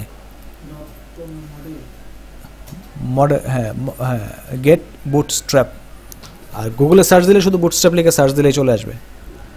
তো গেট বুটস্ট্র্যাপ যখন পেলাম, আমি কাস্টমাইজে যাব। কাস্টমাইজটা হচ্ছে আসলে বুটস্ট্র্যাপটাকে আমরা নিজের মতো করে কাস্টমাইজ করে ডাউনলোড করতে পারি এখান থেকে। বুটস্ট্র্যাপের কিছু বেসিক কালার কোডিং আছে, কিছু বেসিক ফন্ট সাইজ আছে, বেসিক কিছু অ্যালাইনমেন্টের ব্যাপার স্যাপার আছে। আমরা যদি এগুলি চেঞ্জ করতে চাই তাহলে বুটস্ট্র্যাপের এই জিনিসগুলো এখানে চেঞ্জ করা যায়। এই আমি কী কী নিব, কী কী আমার লাগবে, কী কী লাগবে না।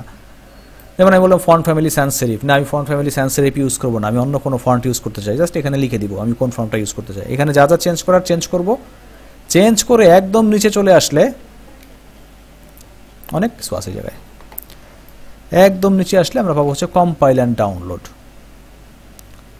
তো এই কম্পাইল অ্যান্ড ডাউনলোডে ক্লিক করলে ডাউনলোড হবে। এখন আমারটা রেডি হয় নাই।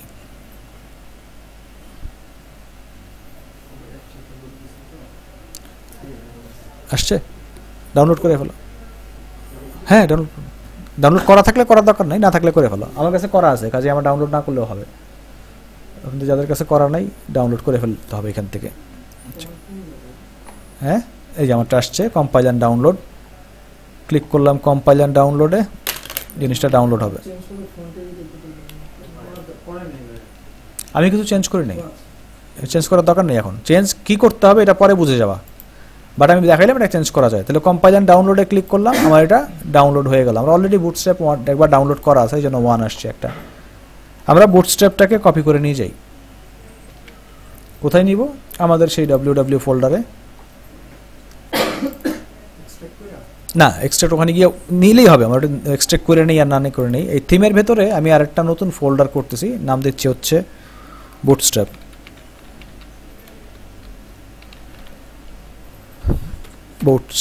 এবং এই ফোল্ডারের মধ্যে আমি বুটস্ট্র্যাপটাকে পেস্ট করে দিয়ে এক্সট্র্যাক্ট করে ফেলতেছি, মানে আনজিপ করতেছি আর কি ফাইলটাকে।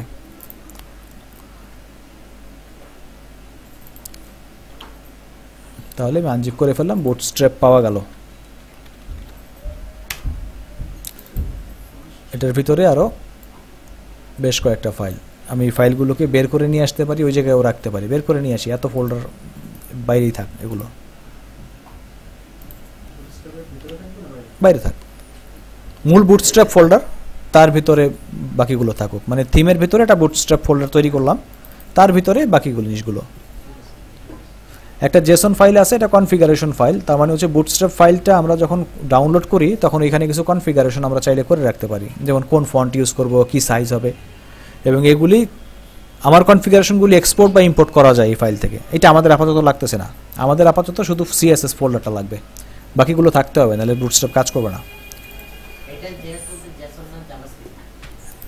জাভাস্ক্রিপ্ট জেসন হইলে জেসন লেখা থাকে, জেএস লেখা থাকে না। এই পর্যন্ত আসছে সবার? আচ্ছা, এই পর্যন্ত যদি আসে তাহলে আমরা একটা এই ফাইলটাকে, আমাদের এইচটিএমএল ফাইলটাকে আপাতত ক্লোজ করে দিচ্ছি। আমরা নতুন একটা এইচটিএমএল ফাইল খুলি বা পিএইচপি এইচটিএমএল ফাইলই খুলি। বুটস্ট্র্যাপ ফোল্ডারের ভেতরে এগুলো থাকবে।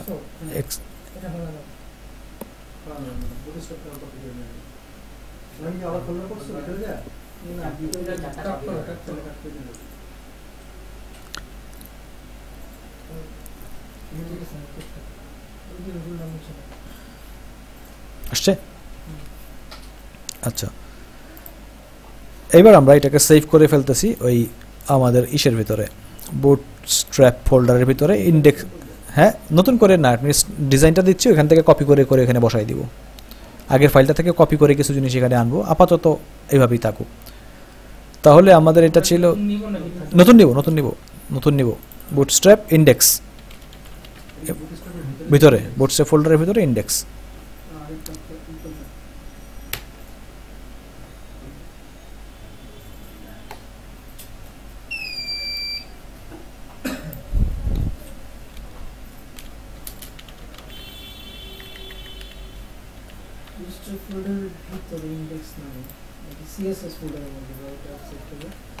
সিএসএস কেন?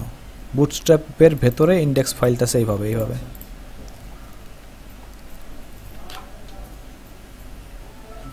আমি মানে আর কোনো ফোল্ডার করতেছি না, একদম রুটেই কাজ করতেছি। এই জন্য এটা চাইলে আলাদা করে ফেলা যায়, কিন্তু আমি রুটেই কাজ করতেছি, অন্য কোথাও যাচ্ছি না। আর যদি মনে করি যে আলাদা করতে পারি। আচ্ছা, এই পর্যন্ত আসলো। এখন বুটস্ট্র্যাপ থেকে আমার ওই সিএসএস ফাইলটাকে এখানে লিঙ্ক করাইতে হবে। তো সিএসএস ফাইলটা লিঙ্ক করানোর উপায় কি? লিঙ্ক href, মানে রেফারেন্স। কোন ফাইলটা? আমার বুটস্ট্র্যাপের ভিতরে সিএসএস এ যাব এবং বুটস্ট্র্যাপ মিন নামে একটা ফাইল আছে, এই ফাইলটাকে লিঙ্ক করাই দিব এটার সাথে। আর এটার রিলেশন হবে স্টাইল শিট এবং টাইপ হবে টেক্সট সিএসএস। তাহলে বুটস্ট্র্যাপ ফাইলটা এর সাথে লিঙ্ক হয়ে গেল, সিএসএস ফাইলটা। এখন আমাদের কাজ অনেক সহজ হয়ে যাবে আগের চেয়ে। এখানে অনেক কিছু রেডি করা আছে অলরেডি।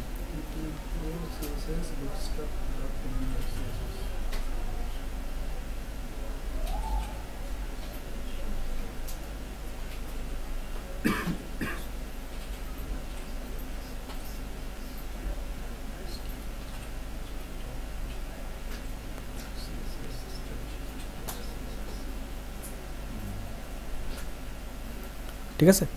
আচ্ছা, ইউজ করব কিভাবে? বুটস্ট্র্যাপ থেকে এক্সাম্পল দিয়ে আসতেছি, এখন আর ওইখানে যাওয়ার দরকার নেই। আমি ইউজ করব কিভাবে জিনিসটাকে?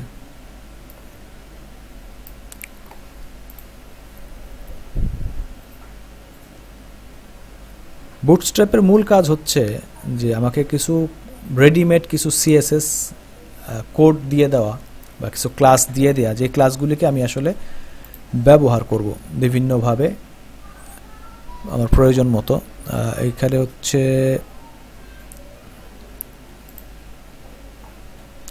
বুটস্ট্র্যাপ দিয়ে যেসব ডিজাইন করা যায় তার কিছু এক্সাম্পল এই জায়গায় আছে। কলামটা কোথায়?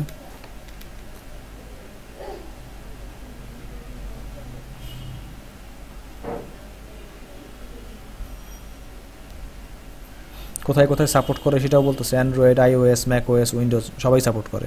অপেরাতে সাপোর্ট করে না, মানে অ্যান্ড্রয়েডের অপেরা, আইওএসের অপেরাতে সাপোর্ট এখন পর্যন্ত নাই। উইন্ডোজের সাফারিতে সাপোর্ট নাই। উইন্ডোজ প্ল্যাটফর্মের যে সাফারি আছে সেটাতে সাপোর্ট করবে না। আর ইন্টারনেট এক্সপ্লোরার 8 এবং 9 এর জন্য কিছু এখানে ফিচার দেওয়া আছে। হ্যাঁ, আচ্ছা,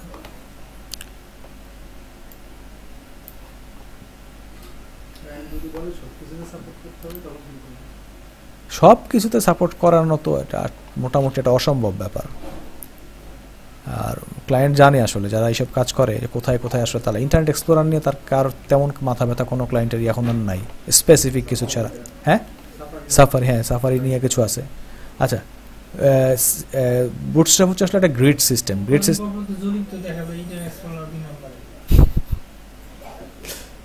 জরিপ, আচ্ছা, যেটা করে সাধারণত বুটস্ট্র্যাপ দিয়ে আমরা আমাদের স্ক্রিনটাকে প্রথমেই বেশ কয়েকটা গ্রিডে ভাগ করে ফেলি। গ্রিড মানে হচ্ছে বেশ কয়েকটা কলামে ভাগ করে ফেলবো, ঠিক আছে। মূলত বুটস্ট্র্যাপ একটা স্ক্রিনকে ম্যাক্সিমাম 12টা গ্রিডে ভাগ করতে পারে। 12টা গ্রিডে ভাগ করার মানে কি, একটা টেবিলের মতো লম্বা লম্বা 12টা কলাম, 12টা ম্যাক্সিমাম গ্রিড হচ্ছে 12টা। আসলে ঘটনাটা কি ঘটে, এইটা থিওরিটিক্যাল খেয়াল করার জিনিসটা একটু বেশি। আমি একটা ডিভ ক্রিয়েট করলাম, আমি মানে মূল যেটা, আমি একটা ওয়েবসাইট তৈরি করতে চাই যে ওয়েবসাইটের বাম দিকে একটা প্যানেল থাকবে, ডান দিকে একটা প্যানেল থাকবে। বাম দিকের প্যানেলটা কত বড় হবে, ডান দিকের প্যানেলটা কত বড় হবে, এইটা আমি ঠিক করব আমার নিজের মতো করে। এখন কম্পিউটারের মনিটর তো ছোট বড় হয়, আবার অনেক সময় আছে ইউজার ব্রাউজ করে মোবাইল দিয়ে। তো আমি এই আমার ওয়েবসাইটটা ঠিক করলাম কি, আমার ওয়েবসাইটের ডান দিকের প্যানেল দিব 800 পিক্সেল, বাম দিকের প্যানেল দিব হচ্ছে 300 পিক্সেল, তার মোট হচ্ছে 1100 পিক্সেল। এখন এমন একটা কম্পিউটারে গিয়ে আমার ওয়েবসাইটটা লোড হলো যে কম্পিউটারের ম্যাক্সিমাম রেজুলেশনই 1100 পিক্সেল হয় না, 800, 600 বা 1024। তখন ঘটনাটা কি ঘটবে, স্ক্রল বার চলে আসবে। আমি চাচ্ছি না স্ক্রল বার আসুক। আমি বলতে চাচ্ছি যে যদি এরকম ঘটনাটা ঘটে যে জায়গা হচ্ছে না, তাহলে বাম দিকের বা ডান দিকের যে প্যানেলটা আছে এটা যেন নিচে চলে আসে বা উপরে চলে যায়, অথবা পুরো জিনিসটাই যেন চেপে ছোট হয়ে যায়, ওইটার জন্য ফিক্সড হয়ে যায়। এটাকে বলে রেসপন্স করা, মিডিয়া অনুযায়ী রেসপন্স করা। এই বুটস্ট্র্যাপ ফ্রেমওয়ার্কটা পুরোটাই হচ্ছে রেসপন্সিভ ফ্রেমওয়ার্ক। আমি প্রথমে যেটা দেখাই সেটা হচ্ছে কি, আমি কলাম সিস্টেমটা বোঝানোর চেষ্টা করি। কলামটা আমি প্রথমে বললাম যে একটা ডিভ নিলাম, আমি বললাম সেটা ক্লাস হবে হচ্ছে কলাম এমডি মানে হচ্ছে মিডিয়াম টাইপের ডিভাইস, 750 পিক্সেল পর্যন্ত সাপোর্ট করে বা এরকম কিছু একটা, এর উপরে গেলে অন্য কিছু। আমি বললাম কলাম এমডি, আমি বলে দিলাম হচ্ছে 6, কল এমডি 6। তাহলে একটা ডিভ ক্রিয়েট করলাম এবং বললাম হচ্ছে ডিভ ক্লাস কল এমডি 6, দুইটা ডিভ ক্রিয়েট করে ফেললাম। আমি এটাকে বলতেছি হচ্ছে আমার কলাম 1, এটা বলছি কলাম 2, ঠিক আছে। কলাম 1, কলাম 2, এটাকে যদি আমি ব্রাউজারে নিয়ে যাই এখন, তাহলে স্ক্রিনে দেখা যাচ্ছে এখানে কলাম 1, এখানে কলাম 2। আমি বলছিলাম বুটস্ট্র্যাপ যেটা করতে পারে সেটা হচ্ছে স্ক্রিনকে ম্যাক্সিমাম 12টা ভাগে ভাগ করতে পারে। কাজে আমি যখন একটা ডিভকে বললাম হচ্ছে 6, তার মানে হচ্ছে সে স্ক্রিনের অর্ধেক পর্যন্ত জায়গা নিয়ে নিছে। আরেকটাকে যখন বললাম 6, সে স্ক্রিনের বাকি অর্ধেক জায়গাটা নিয়ে নিল। এই জন্য দুইজন পাশাপাশি বসে গেল। এখন মূল রেসপন্সিভ ঘটনাটা কোথায়, আমি যদি এটাকে ছোট করতে থাকি, একটা সময় এসে দেখবো এটা নিচে নিচে নেমে গেছে। আমি ছোট করতেছি, নিচে নেমে গেল। তার মানে আমি যখনই আমার কলামের সাইজ আমি বলে দিছিলাম কি, আমার ভিউয়ার হচ্ছে মিডিয়াম সাইজের স্ক্রিনে দেখবে। তো মিডিয়াম সাইজের স্ক্রিনে যখন দেখবে, বা মিডিয়াম সাইজের স্ক্রিনের লেন্থ কত, এটাও এখানে দেওয়া আছে, বুটস্ট্র্যাপ বলে দিছে যারা স্ক্রিনের গ্রিডের সাইজ কতখানি হবে। আমি যেটা ইউজ করতেছিলাম হচ্ছে সম্ভবত কলাম এমডি, হ্যাঁ এমডি ইউজ করতেছিলাম। তো এমডির এখানে সাইজের কথা বলা আছে নিচের দিকে।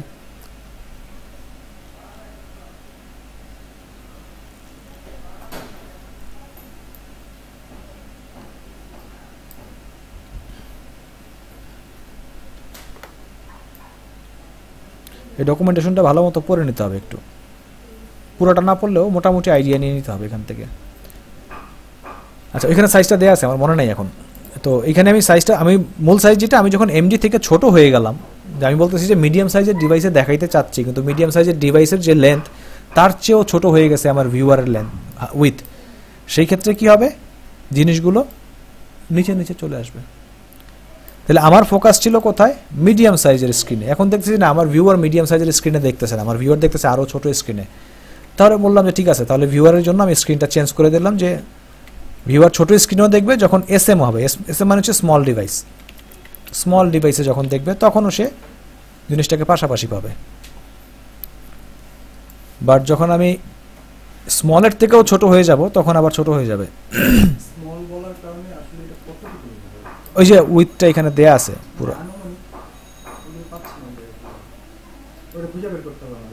ওইখানে একদম ডিটেইল ডকুমেন্টেশন দেয়া আছে যে স্মল বলতে সে কত পিক্সেল বোঝায়। আচ্ছা দেখি বের করতে পারি কিনা।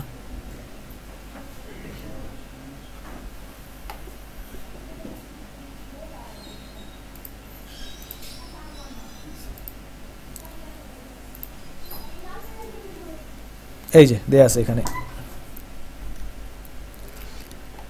স্মল ডিভাইস হচ্ছে গিয়ে ম্যাক্সিমাম মিনিমাম রেজুলেশন হবে হচ্ছে 768-র উপরে, 768-র উপরে এগুলি যেগুলি, সরি মিনিমাম হচ্ছে 768, 768 পর্যন্ত হচ্ছে স্মল ডিভাইস, 768-র নিচ পর্যন্ত যা আছে সবই স্মলের মধ্যে। 768-র উপরে গেলে 768 থেকে 992 পর্যন্ত হচ্ছে মিডিয়াম ডিভাইস, 992 থেকে শুরু করে 1200 পর্যন্ত বা তার উপরে হচ্ছে লার্জ ডিভাইস। 768 থেকে নিচে যেগুলি আসবে সেগুলি হচ্ছে ফোন বা স্মল ডিভাইস।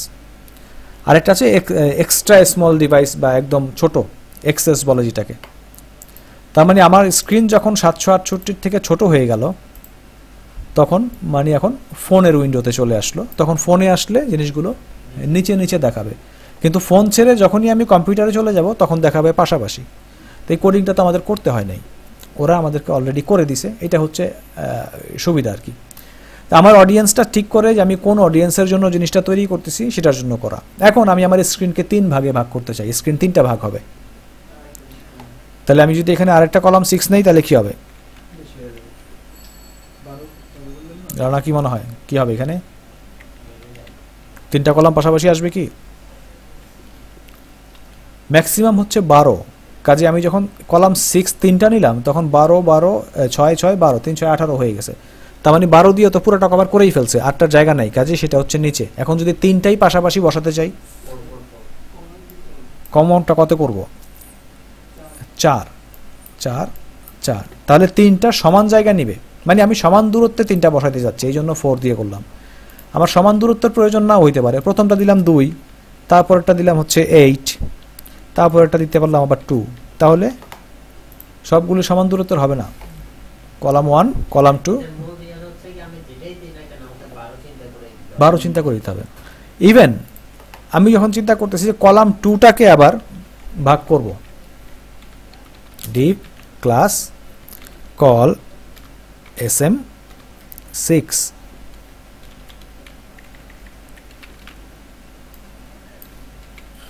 এখানে আবার 2টা দিলাম, তাহলে কিন্তু আমার এই যে ভেতরে যে কল 6 ছিল, এই কল 6 এর সরি কলাম 8 ছিল, এই কলাম 8 এর কলাম 8 কে কিন্তু এরা প্যারেন্ট হিসেবে ধরছে, কাজে এরা দুজন কিন্তু কল 6 কলাম 8টাকে আবার 2 ভাগে ভাগ করে ফেলছে।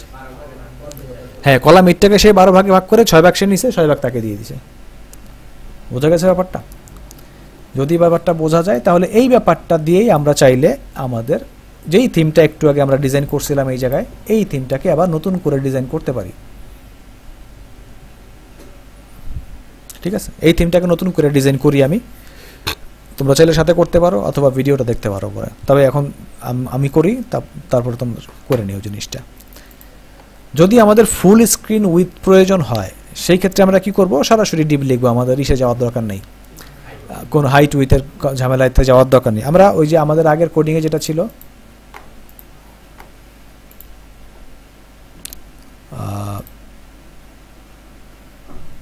থিম ইন্ডেক্স,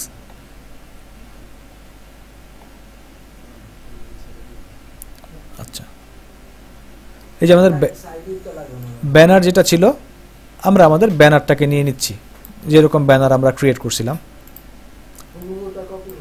না, আমরা আমাদের ব্যানারটা এখানে নিচ্ছি। তাহলে ব্যানারটা ক্লোজ হয়ে গেল। ব্যানারের জন্য আমরা একটা সিএসএস কোডিং লিখছিলাম না? আমাদের ব্যানারের একটা সিএসএস কোডিং ছিল।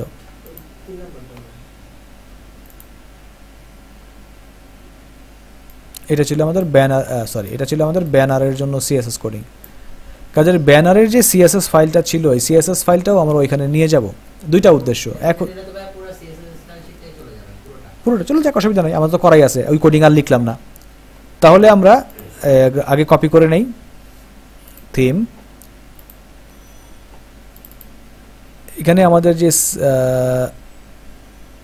সিএসএস ফোল্ডারটা ছিল, এই সিএসএস ফোল্ডারটার থেকে আমরা স্টাইলটাকে কপি করে নিচ্ছি এবং স্টাইলটাকে আমি বুটস্ট্র্যাপের মধ্যে পেস্ট করে দিচ্ছি এই সিএসএস এর ভেতরে। সিএসএস গুলো একসাথে থাকুক। ওকে, এবং লিঙ্কটাও আমি এখানে দিয়ে দিচ্ছি, যে লিঙ্কটা কি হবে। আমাদের লিঙ্কটা আমরা এখানে দিচ্ছি। আর প্রথমে বুটস্ট্র্যাপের লিঙ্কটা তো দিলাম, এরপরে বললাম যে সিএসএস থেকে স্টাইলটাও পাওয়া যাবে। তাহলে আমরা আশা করি যে ব্যানারের জন্য এই অংশটা পেয়ে গেলাম, কারণ ব্যানারের কোডিং তো আগে করা আছে। আচ্ছা, এখন ব্যানারের জন্য আমরা যেটা করছিলাম সেটা হচ্ছে যে এই জায়গায় ব্যানারটার একটা ওয়েবসাইট একটা উইথ ফিক্স করে বলছিলাম যে সাইট উইথটা আমাদের রেসপন্সিভ ছিল না, বাট বুটস্ট্র্যাপ আমাকে এরকম সাইট উইথের মতো আরেকটা ক্লাস দেয়, সেই ক্লাসটা রেসপন্সিভ, তার নাম হচ্ছে কন্টেইনার ক্লাস। কাজে ব্যানারের ভেতরে আমি আরেকটা ক্লাস নিব, তার নাম হচ্ছে কন্টেইনার, ডিভ ক্লাস কন্টেইনার। কন্টেইনারের মধ্যে আমি একটা কিছু লিখি, তাহলে বোঝা যাবে। তাহলে সে দেখো যে একদিক থেকে কিছু জায়গা ছেড়ে দিয়ে কাজটা শুরু করলো। আচ্ছা, ব্যানারের ভেতরে আমাদের কি ছিল? এখানে ছিল থিমের পেজের অংশ, এখানে ছিল হচ্ছে এটা। আমরা কি করছিলাম? একটা ডিভ তৈরি করছিলাম, ক্লাস তৈরি করছিলাম, নাম দিয়েছিলাম হাফ উইথ। আমাদের এখন কি আর হাফ উইথের দরকার আছে? আমরা কলাম 6 বা কলাম 7 দিয়েই করতে পারি সেটাকে। তো আমাদের যেহেতু আমরা হাফ উইথ করছিলাম, 50-50 করে তৈরি করছিলাম, আমরা এখানে 50-50 করেই তৈরি করি। আমরা এখানে বলে দেই যে এই কন্টেইনারের ভেতরে আমরা আরেকটা ডিভ নিব, যার ক্লাস হবে হচ্ছে কল md6। আচ্ছা, এখানে দিব হচ্ছে আমাদের লোগো, আর এই জায়গায় দিব হচ্ছে ডিভ ক্লাস কল md6। এই জায়গায় দিব হচ্ছে আমাদের ওই যে সোশ্যাল মিডিয়ার যে লিঙ্কগুলো ছিল, সোশ্যাল লিখে দিলাম। তাহলে কি হলো? অলরেডি লোগো এবং সোশ্যালের জায়গা রেডি হয়ে গেল। কোডিং কিন্তু আমাদের অত করতে হচ্ছে না, কিন্তু এখানে একটা ঝামেলা তৈরি হয়েছে। ঝামেলাটা কি? যদি আমি একটু ছোট করি, এই নিচে চলে আসছে, বাট এতটুকু না, আমি চাচ্ছি যে মোবাইল পর্যন্ত যেন ঠিক থাকে। আমি এখন কিন্তু ইসে আসি, মিডিয়াম ডিভাইসে আসি। কাজে আমাকে এখানে এই মিডিয়াম ডিভাইস থেকে বের হয়ে স্মল ডিভাইসে যেতে হবে। স্মল ডিভাইস, আমি স্মল ডিভাইসে আসলাম।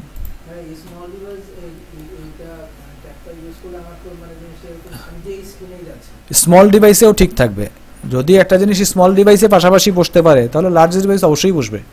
মানে স্মলেও সেই অবস্থা,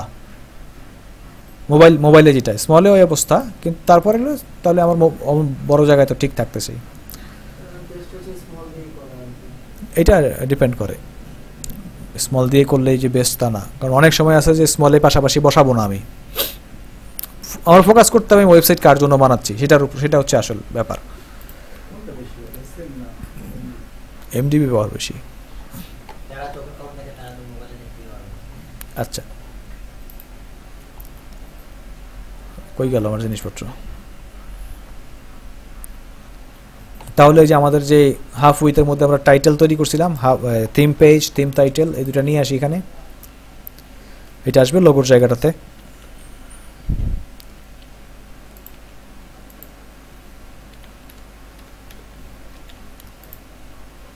থিম পেজ চলে আসলো, ডিজাইন হয়ে আসতেছে, কারণ আমরা কিন্তু অলরেডি আমাদের আগের স্টাইল শিটটা কপি করে নিয়ে আসছি, যে কারণে ডিজাইনগুলো আমাকে নতুন করে করতে হচ্ছে না।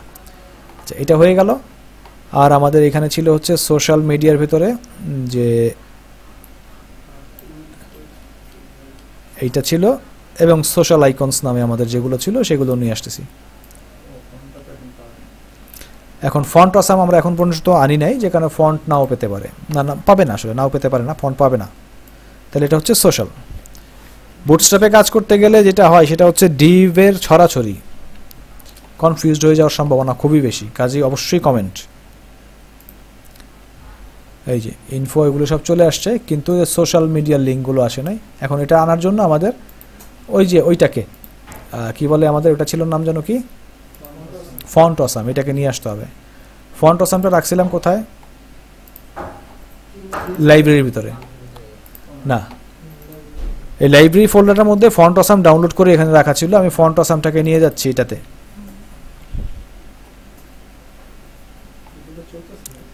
ভিডিওটা চলতেছে, হ্যাঁ।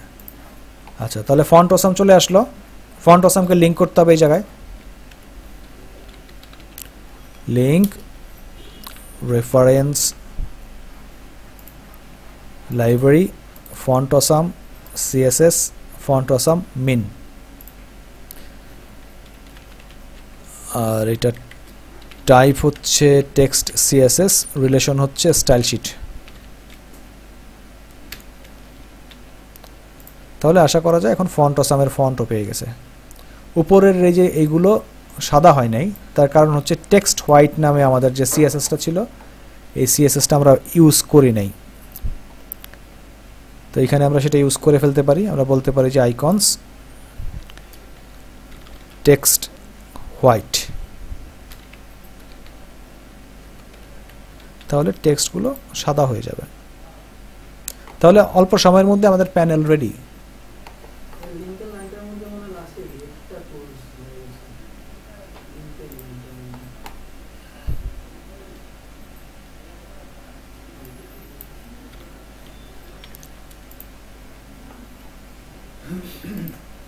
দ্বিতীয় ছিল মেনু। আমরা আর কি মেনু তৈরি করছি, বুটস্ট্র্যাপ যে সুন্দর মেনু ক্রিয়েট করে রাখছে আমাদের জন্য, আমরা সেটাই ইউজ করি, শুধু শুধু এটা ইউজ করে লাভ কি। তার আগে মেনুটা দেখে আসি, তারও আগে সিকিউরিটির